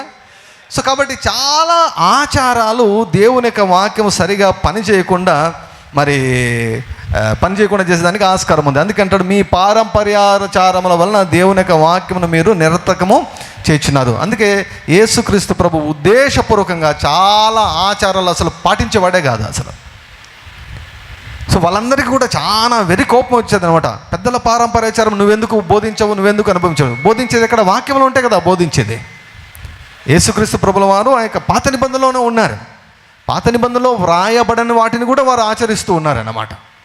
సో కాబట్టి we should know about God and we should know about his ways. మోషే అన్నాడు, నీ మార్గములను నాకు తెలియజేయము అన్నాడు. సో దేవుని గురించి చాలా వాస్ట్ ఉందండి. ఆయన గురించి మనం తెలుసుకోవాలంటే ఒక జీవితకాలం సరిపోదు. కానీ మనకు దేవుడు ఏవేవి ఆయన గురించి బయలుపరచాలని అనుకున్నాడో వాటన్నిటి గురించి మనము తెలుసుకోవలసినటువంటి వారంగా ఉంటున్నాం. సో పాత నిబంధనలో కూడా చేతులెత్తి ఆరాధించమని, చేతులెత్తి స్తుతించమని దేవుని యొక్క వాక్యంలో వరమైన కొన్ని రెఫరెన్స్లు ఉన్నాయి. సో జస్ట్ ఎవరిని విమర్శించద్దండి, చప్పట్లు కొట్టే వాళ్ళని ఎవరిని విమర్శించద్దు. ఎవరు అంగీకరించారు? ఎవరైనా అంగీకరిస్తారా? మీలోనే కొంతమంది ఇదేంటబ్బా అని అనుకుంటుంటారు. బట్ అది వాక్యంలో లేదు. It's not return in the word of God. అంటే దేవుని యొక్క వాక్యంలో లేని వాటిని మనం చాలాసార్లు చేస్తూ ఉంటాం అని మనం తెలియకుండా. ఎక్కడో ఎవరో చూసి కాపీ కొడుతుంటాం. ఎవరో చేస్తున్నారు కాబట్టి మనం కూడా అలా చేస్తాం అన్నమాట. ఒకరైతే చప్పట్లు ఎలా కొట్టాలో కూడా చూపించారన్నమాట. చప్పట్లు అన్నటువంటిది మెయిన్ మెసేజ్ అన్నమాట. కానీ ఒక్కసారి యేసయ్య ఆ మాట అంటే అది స్తుతి కాదు, ఆరాధన. It's neither praise nor worship అంటే మొత్తం గాలిపోయిందన్నమాట ఇంకా. సో కాబట్టి we should know about God and we should know about his ways. దేవునికి ఏవి ఇష్టమో తెలుసుకోవాలి, ఏవి ఇష్టం కాదో తెలుసుకోవాలి. ఒకసారి సామెతల గ్రంథము 6వ అధ్యాయంకి వద్దాం. సామెతల గ్రంథము 6వ అధ్యాయం. సో దేవునితో అన్యోన్య సహవాసంలోనికి వెళ్ళాలి మనం అంటే, ఆయనతో అన్యోన్య సహవాసం మనం కలిగి ఉండాలంటే ఆయనకి ఏవి అసహ్యమో అవి మనం తెలుసుకోవాలి, ఏవి ఆయనకు ప్రీతికరమో మనము తెలుసుకోవాలి. సో ఇక్కడ 6వ అధ్యాయము 16వ వచనం, 6వ అధ్యాయం 16వ వచనంలో చూడండి, యెహోవాకు అసహ్యములైనవి 6 గలవు, 7 ఆయనకు హేయము. హల్లెలూయా. మనల్ని ప్రేమించినటువంటి దేవుడు, మన కొరకు ప్రాణం పెట్టినటువంటి దేవుడు, తనతో సహవాసమునకు మనల్ని పిలిచినటువంటి దేవుడు, మన కొరకై మంచి భవిష్యత్తును సిద్ధపరిచినటువంటి దేవుడు, ప్రేమ స్వరూపమైనటువంటి దేవునికి హేయమైనటువంటివి కొన్ని ఉన్నాయి, నచ్చనివి కొన్ని ఉన్నాయి, ఆయనకు అయిష్టమైనవి కొన్ని ఉన్నాయి, ఆయనకు అసహ్యమైనవి కొన్ని ఉన్నాయి. వాటిని ఇక్కడ తెలియజేస్తున్నాడు. సో వాటిని మనం తెలుసుకొని మనము సంతోషపెట్టవలసిన వారంగా ఉంటున్నాం. సో సమ్మతింపకుండా 2 కూడి నడుతురా. సో కాబట్టి ఆయనకు అసహ్యమైన వాటిని మనము కూడా అసహించుకోవాలి. హల్లెలూయా. అందరు చెప్పండి, యేసయ్యా నీకు అసహ్యమైన వాటిని నేను కూడా అసహించుకొనుటకు సహాయం చేయండి. యేసయ్యా నీకు ఏది ఇష్టమో దాన్ని ఇష్టపడుటకు నాకు సహాయం చేయండి. నీకు ఏది ఇష్టమో కాదో దానిని అయిష్టపడుటకు నాకు సహాయం చేయండి. హల్లెలూయా. చూద్దాం దేవునికి ఏవి అసహ్యములైనవి, ఏవి హేయములో చూద్దాం. 17వ వచనం, అవేవనగా 1 అహంకార దృష్టియు, ప్రైడ్ఫుల్ లుక్. ప్రైడ్, గర్వము అన్నటువంటిది దేవునికి అసహ్యము. గర్విష్ఠులు అంటే దేవునికి అసహ్యము లేదు. వింటున్నారా? గర్విష్ఠులు అంటే ఆయనకు అసహ్యం లేదు, కానీ గర్వము అంటే ఆయనకు అసహ్యము. గర్వపు చూపు అంటే ఆయనకు అసహ్యము. గర్వపు మాటలు అంటే ఆయనకు అసహ్యము. గర్వపు ప్రవర్తన అంటే ఆయనకు అసహ్యము. ఎందుకు? అది మొదటి పాపము. అది సాతాను చేసినటువంటి పాపము. దేవుని కంటే హెచ్చించుకున్నాడు. గర్వం అంటే దేవునికి అసహ్యం ప్రియులారా. అందుకే దేవుడు అహంకారులను ఎదిరిస్తాడు, దీనులకు అధికమైన కృపనిస్తాడంట. సో కాబట్టి మనం ఏం తెలుసుకోవాలి? దేవుని గురించి మనం ఎప్పుడు తెలుసుకుంటున్నాం ఏంటి? ఆయనకు ఒకటి అసహ్యం. ఏమిటి అసహ్యం? ఆయనకు అహంకార దృష్టి ఆయనకు అసహ్యము. అహంకారం అంటే ఆయనకు అసహ్యము. గర్వం అంటే ఆయనకు అసహ్యము. అంటే ఇతరుల మీద, ఇతరులతో పోల్చుకొని నిన్ను నీవు హెచ్చించుకోవడము. గర్వం ముఖ్యమైనటువంటి లక్షణం. ఇతరులతో పోల్చుకొని నిన్ను నీవు హెచ్చించుకోవడము. సో ఎప్పుడు కూడా ఇతరులతో పోల్చుకొని మనము ఏమాత్రం కూడా హెచ్చించుకోకూడదు. ఎప్పుడు కూడా అసలు ఆ పని కాదండి మనది. ఇతరులతో పోల్చుకునే పని కాదు మనది. హల్లెలూయా. ఏమంటే నా వేలి ముద్రలు మీ వేలి ముద్రలు ఏమైనా కనెక్ట్ అవుతాయా? కనెక్ట్ కావవి. నా ఆధార్ కార్డు నెంబరు మీ ఆధార్ కార్డు నెంబర్ ఏమైనా కనెక్ట్ అవుతాయా? కనెక్ట్ కావు. ఇంక ఎందుకు పోల్చుకోవడం? పోల్చలేము. వేలి ముద్రలను పోల్చలేము, ఆధార్ నంబర్ను పోల్చలేము.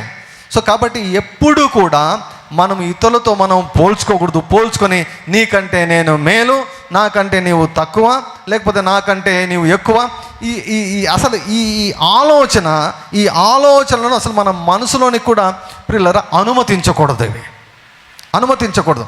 ఎప్పుడైతే మనుషులతో మనం ప్రవర్తించేటప్పుడు వారిని తక్కువ వారిగా మనం చూస్తామో, దేన్ని బట్టి అయినా సరే, మనకంటే వారు అర్హత తక్కువ ఉండొచ్చు, మనకంటే అందంగా తక్కువ ఉండొచ్చు, డబ్బుల విషయం తక్కువ ఉండొచ్చు, ఏ రకంగా అయినా సరే. ఒకవేళ నీవు నీతిగా జీవిస్తుండొచ్చు, అవతల వ్యక్తి అంత నీతిగా జీవించకుండా ఉండవచ్చు నీ దృష్టిలో, మన దృష్టిలో. సో అలాంటప్పుడు వారిని తక్కువ వారిగా మనం చూడొచ్చు. సో ఎప్పుడు కూడా ఆ రీతిగా చేయకూడదు. గర్వానికి దేవుని యొక్క మనసులో ఏమాత్రం కూడా స్థానము లేదు. సో కాబట్టి ఎంతసేపున కూడా అహంకార దృష్టి అంటూనే మనకు వాళ్ళు వీళ్ళు గుర్తుకు రాకూడదు కదా. వాళ్ళు వీళ్ళు గుర్తుకు రావద్దు. ప్రభు నేర్పించాడు కదా, మన కంట్లో ఉన్నటువంటి ఏమండి, మనకు ఎదుటి వాడి కంట్లలో దూలాలు కనపడతాయి. సరే, ఎదుటి వాడి కళ్ళలో మనకు నలుసులు కనిపిస్తాయి, కానీ మన కళ్ళలో ఏముంటాయంట? దూలాలు ఉంటాయంట. సో ఇతరుల కళ్ళలో నలుసును తీసేయడం తప్పించి పక్కన పెట్టి మన కళ్ళలో ఉన్నటువంటి దూలాలు, అంటే మన జీవితాన్ని మనం సరి చేసుకోవడంలో మనం ముఖ్యంగా ఉండాలి. We should get busy in correcting our selfs in the presence of God. దేవుని యొక్క రాజ్యంలో మనలో ఏ లోపాలు ఉన్నాయి, మన మనసులో ఏ లోపాలు ఉన్నాయి, మనలో దేవునికి నచ్చనివి ఏవి ఉన్నాయి, వాటిని సరి చేసుకుంటూ దేవుని యొక్క సన్నిధిలో మనము గడుపుతూ మనం రావాలి తప్ప ఇతరుల గురించి మనము వారిని వేలెత్తి చూపడము, ఆ పనులు మనం ఎప్పటికి కూడా చేయకూడదు. సో దేవునికి అసహ్యమైనటువంటి వాటిలో మొట్టమొదటిది ఏమిటంటే అహంకార దృష్టియు. హల్లెలూయా చెప్పండి. యేసయ్యా, నాలో గర్వం ఉండకూడదు, నేను గర్వముగా మాట్లాడకూడదు, నేనంటే ఏమిటో తెలుసా అనకూడదు. నా గురించి తెలియదా, నా గురించి నీకు పెద్దగా తెలిసినట్టు లేదు, నేను అంటే ఏమిటో తెలుసా, నేను అన్నామంటే ఏమొస్తుంది? అక్కడ గర్వం వస్తుంది. అది దేవునికి ఏమాత్రం కూడా నచ్చదు. దేవునికి ఏమాత్రం కూడా నచ్చదు. పాత నిబంధనలో మనం చూసినప్పుడు ప్రియులారా, మోషేకి ఇవ్వబడినటువంటి పేరు ఏమిటంటే భూమి మీదనే నంబర్ 1 అండి. భూమి మీద మోషే అంతా మిక్కిలి సాత్వికుడు భూమి మీద లేడంట. రాళ్ళు తీసుకున్నారనమాట. తన క్రింద ఉన్నటువంటి వారు రాళ్ళు తీసుకొని కొట్టేదానికి రాళ్ళు ఎత్తితే సాగిల పడ్డాడు, నేను ఎంతటి వాడిని అన్నాడు. కానీ ఒకప్పుడు అట్టున్నాడా? లేడు. కొట్టి చంపి ఇసుకలో పూడ్చినటువంటి వ్యక్తి, మామూలు వ్యక్తి కాదు మోషే. నరహంతకుడు, చంపాడు. అంత కోపం, మనిషిని కొట్టి చంపేశాడు అనమాట. ఐగుప్తులో ఫరో దగ్గర నేర్చుకున్నటువంటి ఆ యొక్క మొత్తం అన్నీ కూడా ప్రయోగించి కొట్టి చంపి ఇసుకలో పాతి పెట్టాడు అనమాట. అటువంటి వాడు ఎలా మార్చబడ్డాడంటే మిక్కిలి సాత్వికునిలాగా మార్చబడ్డాడు. నేను ఫరో దగ్గరకు పంపిస్తానని దేవుడు అన్నప్పుడు, అయ్యా నాకు ఏమొచ్చు ప్రభువా, నేను ఎంతటి వాడినయ్యా, నాలో ఏముంది ప్రభువా. మిక్కిలి సాత్వికుడు. ఒక స్టేట్మెంట్ ఉంది, దేవుడు ఒక మాట అన్నాడు. ఏంటంటే ఎవరు మిక్కిలి సాత్వికులో వారిని దేవుడు ఎక్కువగా వాడుకుంటాడంట. హల్లెలూయా.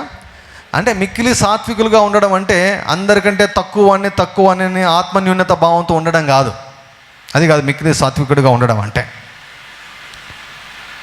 దేవుని యొక్క మాటకు లోబడేవారు అన్నమాట.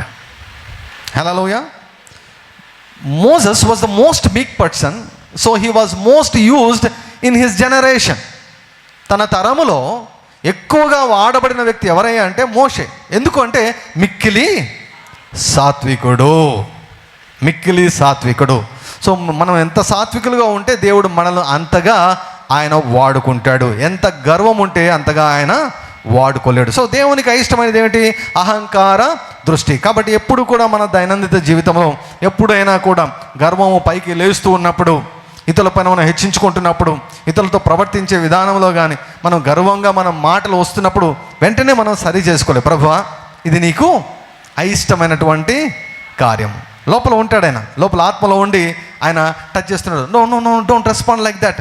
అరీతిగా స్పందించద్దు, అరీతిగా స్పందించద్దు, అరీతిగా స్పందించద్దు అని ఆయన సిగ్నల్స్ ఇస్తూ ఉంటాడు ఆత్మలో ఉండి. సో కాబట్టి సమ్మతింపకుండా ఇద్దరు కూడి నడుతురా. హల్లెలూయా. సో కాబట్టి నాశనానికి ముందు గర్వం నడుస్తుందంట. సో కాబట్టి గర్వం వలన వచ్చే పర్యవసనాలు చాలా ఉంటాయి ప్రియులారా. సో కనుక గర్వానికి మనకు తూర్పు పడమటికి ఎంత దూరం అంత దూరం ఉండాలి. మన ఫ్లెష్లో మన మనసులో ఎప్పటికీ గర్వము ఉంటుంది, కానీ దాన్ని పైకి రానేయకూడదు. అది వచ్చేటప్పుడు ఏం చేయాలి? దాన్ని చంపేయాలి. ఆత్మ ద్వారా శరీర క్రియలను చంపేయండి అన్నాడు. ఆత్మ ద్వారా దేవునికి అయిష్టమైనటువంటి ఆలోచనలను చంపేయమంటున్నాడు. ఆత్మ ద్వారా దేవునికి అయిష్టమయ్యే ప్రేరేపలను చంపేసేయమంటున్నాడు. You should kill, you should mortify the deeds of flesh by the spirit. మనమే చేయాలంటున్నాడు దేవుడు. సో కాబట్టి దేవుని యొక్క ఇష్టాలను మనము తెలుసుకోవాలి. సో మొదటిది ఏంటి? అహంకార దృష్టి అంటే ఆయనకు ఇష్టము లేదు. కాబట్టి మన ప్రార్థన పాయింట్లలో కూడా రాసుకోవాలి, ప్రభువా నాలో ఎప్పటికి కూడా గర్వము రాకూడదు. నేను ఎంత దీవించబడినా నేను గర్విష్ఠును కాకూడదు. నేనేమై ఉన్నానో అది దేవుని కృపనే. హల్లెలూయా. సో కాబట్టి నేనంత భక్తుణ్ణి, నేనంత అభిషేకమైన వ్యక్తిని, నాకు ఇంత తలాంతులు ఉన్నాయి, నాకు ఇంత వాక్యం తెలుసు, వాళ్ళకంటే నేను చాలా మేలు, నీకంటే నేను చాలా మేలు, మీ చర్చి కంటే మా చర్చి, మీ పరిచర్య కంటే మా పరిచర్య. ఇటువంటి భాష ఎప్పుడు కూడా నోట నుంచి రాకూడదు. ఎందుకంటే తన్ను తాను హెచ్చించుకునేవాడు తగ్గించబడును, తన్ను తాను తగ్గించుకునేవాడు హెచ్చించబడును. హల్లెలూయా. ఎప్పుడు కూడా దేవుని ఎదుట మనము తగ్గించుకోవాలి, హెచ్చించుకునే ప్రయత్నం చేయకూడదు. ఎందుకంటే అది దేవునికి ఇష్టమైనటువంటిది ఏమాత్రం కూడా కాదు. రెండవది కళ్ళలాడు నాలుకయు అంటే లయింగ్ టంగ్. అబద్ధములు ఆడు నాలుకయు. అబద్ధములు ఆడకుండా జీవించచ్చా? మొన్న ఒక సేవకుడు ఒక మాట అన్నాడు, 5 నిమిషాలు నీవు పాపం చేయకుండా జీవించచ్చా అన్నాడు. ఏమండి చెప్పండి, 5 నిమిషాలు. ఇప్పటి నుంచి ఒక 5 నిమిషాలు టైం ఇస్తాను, పాపం చేయకుండా మీరు జీవించచ్చా? జీవించగలరు కదా? లేదా? లేదు, ఈ 5 నిమిషాలు కూడా పాపం చేస్తానంటారా? ఏమండి? సో 5 నిమిషాలు జీవించగలిగితే 50 నిమిషాలు కూడా జీవించవచ్చు. హల్లెలూయా. సో లయింగ్ టంగ్, అబద్ధములాడు నాలుక. అబద్ధం అంటే దేవునికి అసహ్యము, దేవునికి ఇష్టం లేదు. ఎందుకు? ఆయన పేరేమిటి? సత్యవంతుడు. సత్యవంతుడు, ఆయన సత్యవంతుడు. యేసయ్య అన్నాడు నేనే సత్యం అన్నాడు. పరిశుద్ధాత్మకి ఇవ్వనటువంటి ఒక పేరు ఏమిటంటే సత్య స్వరూపి అయిన ఆత్మ. అపవాదికి ఇవ్వబడినటువంటి పేరు ఏమిటంటే వాడు అబద్ధికుడు, అబద్ధమునకు జనకుడు. హ్యారీ గోమ్స్ అంకుల్ గారు ఎప్పుడు మాట్లాడినా చెప్తుంటారు నాతో, ఎప్పుడు మాట్లాడినా చెప్తుంటారు. నేను ప్రతిరోజు ఒక ప్రార్థన చేస్తాను అన్నాడు. ఏంటంటే, ప్రభువా ఈరోజు నేను అబద్ధాలు ఆడకూడదు, అబద్ధాలు ఆడవలసినటువంటి అవసరం నాకు రాకూడదు.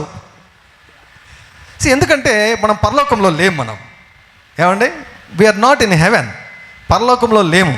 మనం ఎక్కడున్నాం? భూమి మీద ఉన్నాం. కొన్ని రకాల పరిస్థితులు, భయంకరమైన పరిస్థితులు వచ్చినప్పుడు ఖచ్చితంగా ఉన్నది చెప్పకుండా లేనిది చెప్పాల్సినటువంటి అవసరం పడుతుంది అన్నమాట. సో కాబట్టి మనం ఏం చేయాలంటే, మనం ముందుగానే ప్రార్థన చేసుకోవాలి. మీరు శోధనలోనికి ప్రవేశించకుండానట్లు మెలకుగా ఉండి ప్రార్థన చేయుడి. కాబట్టి ప్రియులారా, first of all start with prayer. ప్రార్థనతో ప్రారంభించాలి. ప్రభువా నాలో గర్వము ఉండకూడదు. హల్లెలూయా. నేను క్రీస్తులాగా నేను మార్చబడాలి. నేను గర్విష్ఠునిగా ఉండకూడదు. నన్ను సాత్వికునిగా మార్చు. నన్ను దీనమైన మనస్సు కలిగినటువంటి వ్యక్తిగా నన్ను మార్చు. ఎందుకంటే గర్వం అంటే నీకు ఏమాత్రం కూడా ఇష్టము లేదు. సో అబద్ధములాడే నాలుకంటే ఆయనకి ఇష్టము. అబద్ధికులు అంటే ఆయనకు అసహ్యం కాదు. God never hates people. ప్రజలను దేవుడు ద్వేషించడు, కానీ ప్రజల క్రియలను దేవుడు ద్వేషిస్తాడు. హల్లెలూయా. పాపిని ఆయన అసహించుకోడు, కానీ పాపాన్ని ఆయన అసహించుకుంటాడు. దరిద్రుని ఆయన అసహించుకోడు, కానీ దరిద్రతను ఆయన అసహించుకుంటాడు. రోగిని ఆయన అసహించుకోడు, కానీ రోగాన్ని ఆయన అసహించుకుంటాడు. అబద్ధికులను ఆయన అసహించుకోడు, కానీ అబద్ధాన్ని ఆయన అసహించుకుంటాడు. God loves the people but hates what they do, which is not his will. So కాబట్టి అబద్ధం అంటే ఆయనకు అసహ్యము. చెప్పండి, యేసయ్యా నాలో గర్వం ఉండకూడదు. యేసయ్యా నేను అబద్ధాలు చెప్పకూడదు. నేను నోరు తెరిస్తే, పలాని వ్యక్తి ఉన్నాడు, నోరు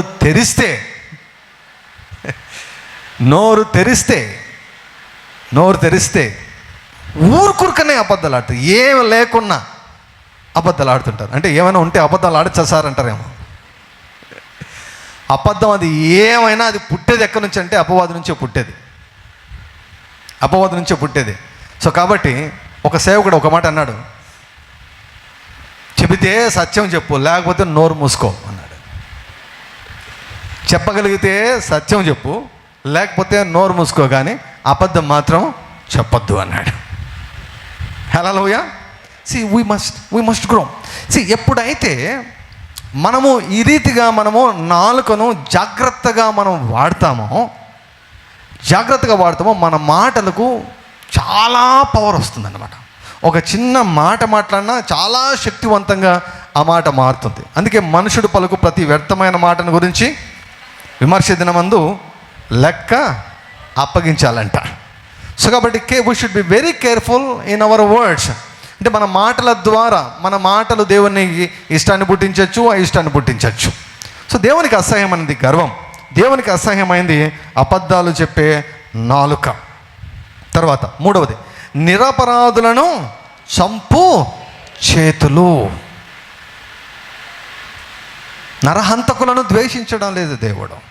ఎందుకంటే మానవుడు నరహంతకుడు కాదు. నరహంతకుడు ఆది నుంచి అపవాది నరహంతకుడు. ఈ శాస్త్రులు పరిశీలందరూ కూడా యేసు ప్రభువును చంపాలని వారు ప్రయత్నం చేస్తున్నప్పుడు, ఆలోచన చేస్తున్నప్పుడు అంటాడనమాట, మీరు మీ తండ్రి అయిన అపవాది సంబంధులు.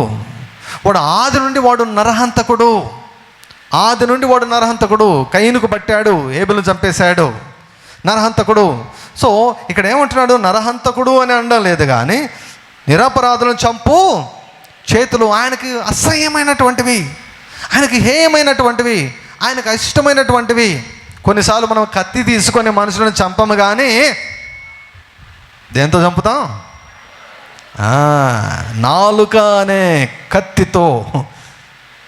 సూటిపోటి మాటలు పలుకువారు కలరు, కత్తిపోటు వంటి మాటలు పలుకువారు కలరు. నరహత్య చేయవద్దు అన్నటువంటి మాట మీరు విన్నారు కదా అంటాడు ప్రభు. హై స్టాండర్డ్స్ బోధించాడు పాత నిబంధనలో. తన సహోదరుని పైన వ్యర్థముగా కోపపడువాడు, వ్యర్థముగా నిర్నిమిత్తముగా నిష్కారణముగా తెలియకుండానే కోపపడువాడు నరహత్య చేసిన వారితో సమానము. అది దేవునికి ఇష్టము లేదు. సో కాబట్టి ఏమని ప్రేయర్ చేసుకోవాలి? ప్రభువా, నా వలన ఎవ్వరూ కూడా బాధపడకూడదు. చెప్పండి, నా వలన ఎవ్వరూ కూడా బాధపడకూడదు. యేసయ్యా, నేను తెలిసి తెలియకున్నా తెలిసినా తెలియకున్నా నేను ఎవ్వరికి హాని చేయకూడదు. నా వలన ఎవ్వరూ నష్టపోకూడదు. నా వలన ఎవ్వరికీ హాని జరగకూడదు. నా వలన ఎవ్వరూ బాధించబడకూడదు. హల్లెలూయా. We need to pray. మనం ప్రార్థించాలి. అది దేవునికి ఇష్టం. అది దేవునికి ఇష్టం. సో సమ్మతించకుండా ఇద్దరు కూడి నడుతురా. సో దేవునికి అది ఇష్టం లేదన్నప్పుడు మనం అది చేయకూడదు. ప్రభువా, నేను ఇలా జీవించకూడదు అయ్యా, నన్ను ఆశీర్వాదకరంగా చేయండి. అబ్రాహామునకు దేవుడు ఇచ్చిన ఆశీర్వాదం ఏంటి? నిన్ను అనేక జన్మలకు ఆశీర్వాదకరంగా చేస్తానన్నాడు. భూమి మీద ఉన్నటువంటి సమస్త కుటుంబాలన్నీ కూడా నీ మూలముగా దీవించబడును అన్నాడు. అందరూ చెప్పండి, నా మూలంగా ప్రజలు దీవించబడుదురు. నా మూలంగా ప్రజలందరూ దీవించబడుదురు. పౌలు గారు అంటారు, మునుపు దూషకుడను హింసకుడను హానికరమైన వాడను అంటాడు. Once upon a time Paul was a harmful person to the people. ప్రజలకు హానికరుడుగా ఉండేవాడు. అయితే హానికరుడు కాస్త ఆశీర్వాదకరంగా మార్చబడ్డాడు. హల్లెలూయా. నీ జీవితంలో నీవు ఎవరికి కూడా హానికరంగా ఎప్పటికి కూడా మారకూడదు. హల్లెలూయా. మన జీవితాల్లో మనం ఎప్పటికి కూడా ఎవరికి కూడా హానికరంగా మనము మారకూడదు. మన స్టాండర్డ్స్ పెరగాలి. మన స్టాండర్డ్స్ పెరగాలి. మనం జీవించే స్థాయి పెరగాలి. దేవుడు లేనటువంటి వ్యక్తులుగా మనం జీవించకూడదు. దేవుని ఎరిగినటువంటి వ్యక్తులంగా, దేవుడు ఇష్టపడే విషయాలను చేసే వ్యక్తులంగా మనము జీవించాలి. We should grow into the image of Christ. నిరపరాధులను చంపు చేతులను. 4వది, దుర్యోచనలు యోచించు హృదయమును. నీ మనసు ఏం చేస్తుంటుంది? నీ మనసు ఎప్పుడు కూడా ఏం చేస్తుంటుంది? ఏమి ఆలోచిస్తుంటుంది? దుర్యోచనలు, చెడ్డ ఆలోచనలు, అపవిత్రమైనటువంటి ఆలోచనలు చేస్తూ ఉన్నటువంటి హృదయము, దుష్టమైనటువంటి ఆలోచనలు, ఖాళీగా ఉన్నప్పుడు నువ్వు ఆలోచిస్తున్నటువంటి ఆలోచనలు. నీ మనసులో ఏ ఆలోచనలు వస్తూ ఉన్నాయి? ఎటువంటి ఆలోచనలు నువ్వు ఎంటర్టైన్ చేస్తూ ఉంటున్నావు? దేవుడు మాటలు మాత్రమే కాదు, ఆయన ఆలోచనలను కూడా చూస్తాడు. ఆలోచనలు వచ్చిపోతాయి, అది వేరు. కానీ ఆలోచనను నిలబెట్టుకొని ఆ ఆలోచనలతో నిలిచి ఉన్నప్పుడు దేవుడు వాటిని ఇష్టపడడు. హల్లెలూయా. అందుకే కీర్తనకాడు అంటాడు, నా నోటి మాటలు నా హృదయ ధ్యానము అంటాడు. May the words of my mouth and the meditation and the imaginations and the thoughts of my heart. ఎవరి గురించి కూడా నీవు నెగిటివ్గా ఆలోచించుకుంటూ కూర్చోకూడదు. దేవునికి స్పష్టంగా కనిపిస్తాయి. హల్లెలూయా. ఇప్పుడు స్కానింగ్ మెషిన్లు ఉంటాయి అన్నమాట.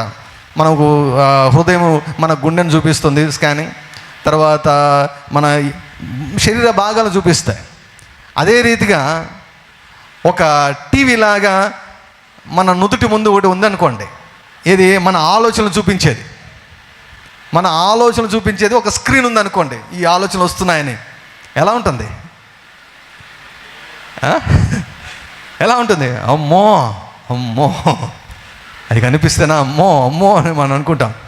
అంటే మనకు ఒకరికొకరికి మనకు కనిపించకపోవచ్చు, కానీ ఆయన కనిపిస్తున్నాయి కదా. దుర్యోచనలు యోచించు హృదయం అంటే ఆయనకు ఏమాత్రం ఇష్టం లేదు. మనం కనిపిస్తాం, ప్రైజ్ ది లార్డ్ అని ఎదురు కనపడి చెప్తాం, కానీ మనసులో ఏదో చిత్రం, ఈడు ఈమె, ఏవో లోపల చిత్రాలు వేరే ఉంటాయి. బయటికి ఒకటి ఉంటాయి, బయటికి చిరునవ్వు, లోపల మాత్రం కల్మషం. దుర్యోచనలు యోచించు హృదయం అంటే ఆయనకి ఇష్టము. లోపల ఎలా ఉంటే బయట అలా ఉండాలి, బయట ఎలా ఉంటే లోపల అలా ఉండాలి. దానిని ఏమంటామంటే యథార్థత అంటాం. ఇది దేవునికి ఇష్టమైంది. హల్లెలూయా. వేషం అంటే దేవునికి ఏమాత్రం ఇష్టము లేదు. వేషం వేసుకోవడం, బాగా ఉన్నట్టు ఉండడము, కానీ లోపల మాత్రం ఏవేవో పెట్టుకొని ఉండడం. దుర్యోచనలు యోచించి హృదయం అంటే ఆయనకి ఇష్టము లేదు. అందరు చెప్పండి, యేసయ్యా నా మనసును నా హృదయాన్ని నేను సరిగా ఉపయోగించినట్లు నాకు సహాయం చేయండి. హల్లెలూయా, హల్లెలూయా. సో అహంకార దృష్టి అంటే ఆయనకు అసహ్యం. అబద్ధములాడు నాలుక అంటే ఆయనకు అసహ్యం. నిరపరాధులను చంపు చేతులు అంటే ఆయనకు అసహ్యం. దుర్యోచనలు యోచించి హృదయము అంటే ఆయనకు అసహ్యము. కీడు చేయుటకు త్వరపడి పరుగులెత్తు పాదములను. కీడు చేయుటకు ఎప్పుడూ కూడా, ఎవ్వరికి కూడా కీడు చేసేదానికి ఎప్పుడు కూడా ప్రయత్నం చేయవద్దు. ఆ ఆలోచన పుట్టించేది అపవాది. అపవాది చిత్తాన్ని ఎప్పుడు కూడా చేయవద్దు. అది దేవునికి ఇష్టం లేదు. మేలు చేయుటకు మనం పరిగెత్తాలి, సువార్త చేయుటకు మనం పరిగెత్తాలి, దీవించుటకు మనం పరిగెత్తాలి, సహాయం చేయుటకు మనం పరిగెత్తాలి, ఆదరించుటకు మనం పరిగెత్తాలి, బలపరిచేదానికి మనం పరిగెత్తాలి, లేవనెత్తేదానికి పరిగెత్తాలి, సహాయం చేసేదానికి పరిగెత్తాలి, బలపరిచేదానికి పరిగెత్తాలి, ప్రోత్సహించేదానికి పరిగెత్తాలి, కీడు నుంచి తప్పించేదానికి పరిగెత్తాలి తప్ప కీడు చేయుటకు పరిగెత్తకూడదు. అది దేవునికి ఇష్టము లేదు. హల్లెలూయా. యెహోవాకు అసహ్యమైనవి ఏంటో మనం తెలుసుకోవాలి. ఆయన గురించి అంటే ఆయనకి ఏవి ఇష్టాలో ఆయన గురించి మనం తెలుసుకోవాలి. ఏది ఇష్టమో ఆయనకు తెలుసుకోవాలి. కొందరికి కాఫీ ఇష్టము, కొందరికి టీ ఇష్టం లేదు కదా. టీ ఇష్టం లేనప్పుడు మనం ఏం చేసి పెడతాం? ఆయన టీ ఇష్టం లేదు కాబట్టి కాఫీ చేసి పెడతాం. ఇష్టం అయితే, ఆ మనిషి అంటే ఇష్టం అయితే, ఆ మనిషి అంటే ఇష్టం లేదనుకో, ఉండేది ఇదే, తాగి సావు అంటాం. అంతేనే కదా. లేలే పలానా కాఫీ తాగడంటే తాగితే తాగని, లేకపోతే లేదంతే, ఉండేది టీనే కాదు. ఆ వ్యక్తి నచ్చాడనుకో, నీకు మీ ఇంటికి వచ్చిన వాళ్ళు మీకు నచ్చారనుకోండి, వాళ్ళకి ఏం కావాలో అది చేసి పెడతారు. నచ్చలేదనుకోండి, ఉండేది ఇదే, నీ కర్మ అంటారు. సో దేవుడు మనకు నచ్చినప్పుడు మనం ఏం చేస్తాం? ప్రభువా నీకు ఇది ఇష్టం లేదా? దేవా నాకు సహాయం చేయండి, నాకు సహాయం చేయండి. నీవు ఇష్టపడే వాటిని నేను ఇష్టపడాలి. నీకు నచ్చనివి నా జీవితంలో ఉండకూడదు. ఉన్నాయి, ప్రతి ఒక్కరిలో ఉంటాయి. లేకుంటే నువ్వు మనిషివే కాదు. ఏమంటారు? లేకుంటే నువ్వు దేవదూత అవుతావు, దేవుని అయిపోతావు. నువ్వు ఆత్మలో అయితే మనకి ఏ కల్మషం లేదు ఆత్మలో, కానీ మనసు రూపాంతరం చెందలేదు. దేవునికి నచ్చనివి చాలా ఉంటాయి. దేవునికి నచ్చనివి ఇవన్నీ కూడా ఒకదాని తర్వాత ఒకటి, ఒకదాని తర్వాత ఒకటి, మెల్లమెల్లగా మెల్లమెల్లగా మెల్లమెల్లగా మెల్లమెల్లగా. ఇప్పుడు చాలాసార్లు ఏర్లలో, నదులలో ఉన్నటువంటి రాళ్ళు ఎంత నున్నగా ఉంటాయండి. స్టార్టింగ్ అలా ఉంటాయి, అవి ఉండవు. అవి కరుకుగానే ఉంటాయి. రాళ్ళు ఎప్పుడు కూడా కరుకుగానే ఉంటాయి.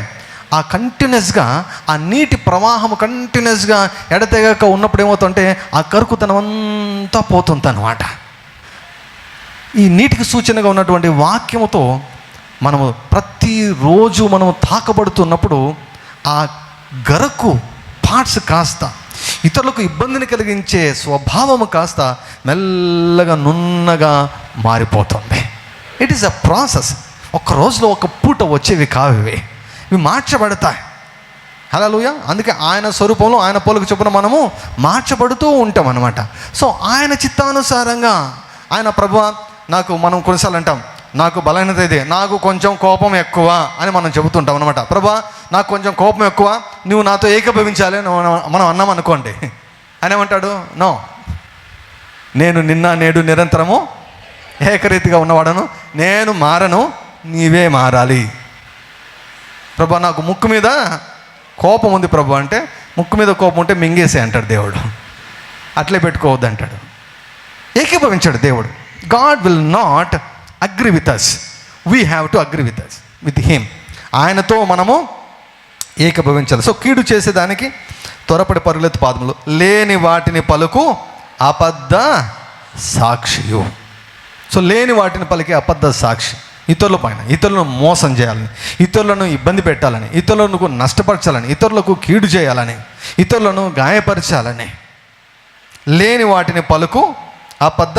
2 సార్లు మెన్షన్ చేశాడు ఇక్కడ. అబద్ధములాడు నాలుకన్నా, తర్వాత ఇతరులను లేని ఇతరుల పైన అబద్ధ సాక్ష్యాన్ని మరి పలకడం అనమాట. తర్వాత చివరికి చూడండి, అన్నదమ్ములలో జగడములు పుట్టించు గలాటలు పెట్టేవాళ్ళు అన్నమాట. మంట పెట్టేవాళ్ళు, ఇద్దరి మధ్య గలాట పెట్టేవాళ్ళు. వాళ్ళిద్దరిని వేరు చేయాలి, వీళ్ళిద్దరిని వేరు చేయాలి, వీళ్ళిద్దరిని బాగా అన్యోన్యంగా ఉన్నారు, వీళ్ళిద్దరిని ఉండకూడదు, వీరి సహవాసాన్ని దెబ్బతీయాలి, వీరి ఫ్రెండ్షిప్ను దెబ్బతీయాలి అన్నటువంటి దాంతో జగడములు పుట్టించే స్వభావం. ఇది దేవుని యొక్క స్వభావం కాదు, అది దేవునికి ఇష్టమో. వీటన్నిటి కూడా కలిపి కొడితే ఒకటే ఒక ఆజ్ఞలో వస్తుంది అన్నమాట. ఏంటి? Walk in love with your neighbour. Hallelujah. నీ పొరుగు వాణిని నువ్వు ప్రేమిస్తే, ఇవన్నీ దేవుడు చాలా తెలివిమంతుడు. ఆయన 10 ఆజ్ఞలు ఎందుకు లేని చెప్పేసి 2 ఆజ్ఞలు పెట్టేసేసాడు అనమాట. హల్లెలూయా. 2 ఆజ్ఞలు. దేవుని ప్రేమించు, నీ పొరుగు వాణ్ణి ప్రేమించు. పొరుగు వాణ్ణి ప్రేమిస్తే కీడు చేస్తావా? చేయు. పొరుగు వాణ్ణి ప్రేమిస్తే వారు నష్టపోవాలని కోరుకుంటావా? పొరుగు వాణ్ణి ప్రేమిస్తే, ఇతరులను ప్రేమిస్తే వాళ్ళిద్దరు కొట్లాడుకుంటే నువ్వు సంతోషిస్తావా? వాళ్ళిద్దరు భలే కొట్లాడుకున్నారు, బాగా మంట పెట్టా, వాళ్ళిద్దరికి మధ్యన బాగా సపరేట్ చేశా, ఇంకా ఫుల్ అని నువ్వు సంతోషపడతావా? God hates that nature. God hates that nature. Never talk negative about any person. అవసరం లేదు మనకు. హల్లెలూయా. మనకు చాలా ఉంటాయి, లేవా? ఏం లేవు సార్, నేను బాగున్నాను అంటారా? కళ్ళలో దూలాలు ఉన్నాయి. దేవుని సన్నిధికి వెళ్ళి వాక్యం తెరిచి వాక్యం చదివితే కనిపిస్తాయి అన్నమాట. ఇది అర్థం కదా. దేవుని యొక్క వాక్యము ఎక్కడెక్కడ మచ్చలు ఉన్నాయో, ఎక్కడెక్కడ మొటిమలు ఉన్నాయో, ఎక్కడెక్కడ గుల్లలు ఉన్నాయో, ఎక్కడెక్కడ పగులు ఉందో అన్నీ చూపిస్తుంది దేవుని యొక్క వాక్యం. చూపించే దేనికి? సరి చేసుకోమని, ఆయనకి ఇష్టప్రకారంగా జీవించమని. హల్లెలూయా. నీతి అన్నది దేవుడు ఇచ్చు దానం. దేవుడు మనల్ని, మన ఆత్మను నీతిమంతులుగా చేసేసాడు. కానీ నీతిగా జీవించడం అన్నటువంటిది అది మన చేతిలో ఉంది. మనం ఇష్టపడాలి. నేను నీతిగా జీవించాలని మనం ఇష్టపడాలి. నీతిగా నేను జీవించాలి అని ఇష్టపడకుంటే, నీవు ఒప్పుకోకుంటే, దేవుడు నీకు నీతి ఇచ్చినా కూడా నువ్వు నీతిగా జీవించవు కూడా. నువ్వు ఇష్టపడాలి. You should love to live right. నేను నీతిగా జీవించాలి, నువ్వు ఇష్టపడాలి. ఇష్టపడినప్పుడు ఆ దేవుడు ఇచ్చినటువంటి నీతి నీకు ఉపయోగపడుతుంది, ఈ భూమి మీద ఉపయోగపడుతుంది. హల్లెలూయా. దేవుని దగ్గరికి వెళ్ళేదానికి ఈ నీతి ఏం అవసరం లేదు మనకు. దేవుని దగ్గరికి వెళ్ళేదానికి ఆయన ఇచ్చిన నీతితో మనం ఆయన దగ్గరికి ధైర్యంగా మనం వెళ్తాం. సో ఆయనతో అన్యోన్య సహవాసంలోనికి మనము వెళ్ళాలి అంటే, మనము ప్రియులారా ఆయనకి ఇష్టమైన వాటిని మనము ఇష్టపడాలి, ఆయనకు అయిష్టమైన వాటిని మనము తీసేసుకోవాలి. నీ చేత కాకుంటే ఆయన్నే తీసేయమని చెప్పాలి. హల్లెలూయా. సో ఆయనతో సహవాసంలోనికి మనం వెళ్ళాలంటే ఆయన గురించి మనం తెలుసుకోవాలి. We should know about him. We should know about his likes and his dislike. నాకు ఇది ఇష్టము, నాకు ఇది ఇష్టము లేదు, నాకు ఇది ఇష్టము లేదు. కొన్నిసార్లు వివాహం అయిన తర్వాత కొంతమందికి ఒకరికి మాంసం, నాన్ వెజిటేరియన్ అన్నటువంటిది ఇష్టం లేకపోతే ఆ పార్ట్నర్ నేను కూడా ఇష్టపడను అంటారు అనమాట. సో ఒక వ్యక్తిని ప్రేమించినప్పుడు ఆ వ్యక్తి యొక్క ఇష్టాయిష్టాలను తెలుసుకొని ఆ ఇష్టాయిష్టాలకు అనుగుణంగా మన జీవితాలను మనము మలుచుకుంటాం. సో ఆ రీతిగా ఏమవుతుంది? సహవాసం కాస్త ఏమవుతుంది? అన్యోన్య సహవాసంలోనికి మనం వెళ్తాం. అన్యోన్య సహవాసంగా అది మారుతుంది. సో అన్యోన్య సహవాసంగా మారాలంటే we should know what God hates. దేవునికి ఏది అయిష్టము, దేవునికి ఏది అసహ్యము, దేవునికి ఏది ఇష్టము, దేవునికి ఏది ప్రీతికరము. గర్వం అంటే ఆయనకి ఇష్టము లేదు, సాత్వికం అంటే ఆయనకి ఇష్టం. ప్రభు భూమి మీదకి వచ్చినప్పుడు ఆయన ఎంత గర్వించుండవచ్చు, కానీ ఏమన్నాడు? నేను సాత్వికుడను, దీన మనస్సు కలిగినటువంటి వాడను. హల్లెలూయా. మనం యేసయ్యలాగా మారాలండి, యేసయ్యలాగా మాట్లాడాలి, యేసయ్యలాగా ఆలోచించాలి, యేసయ్యలాగా ప్రవర్తించాలి. హల్లెలూయా. మోకరిద్దాం దేవుని యొక్క సన్నిధిలో.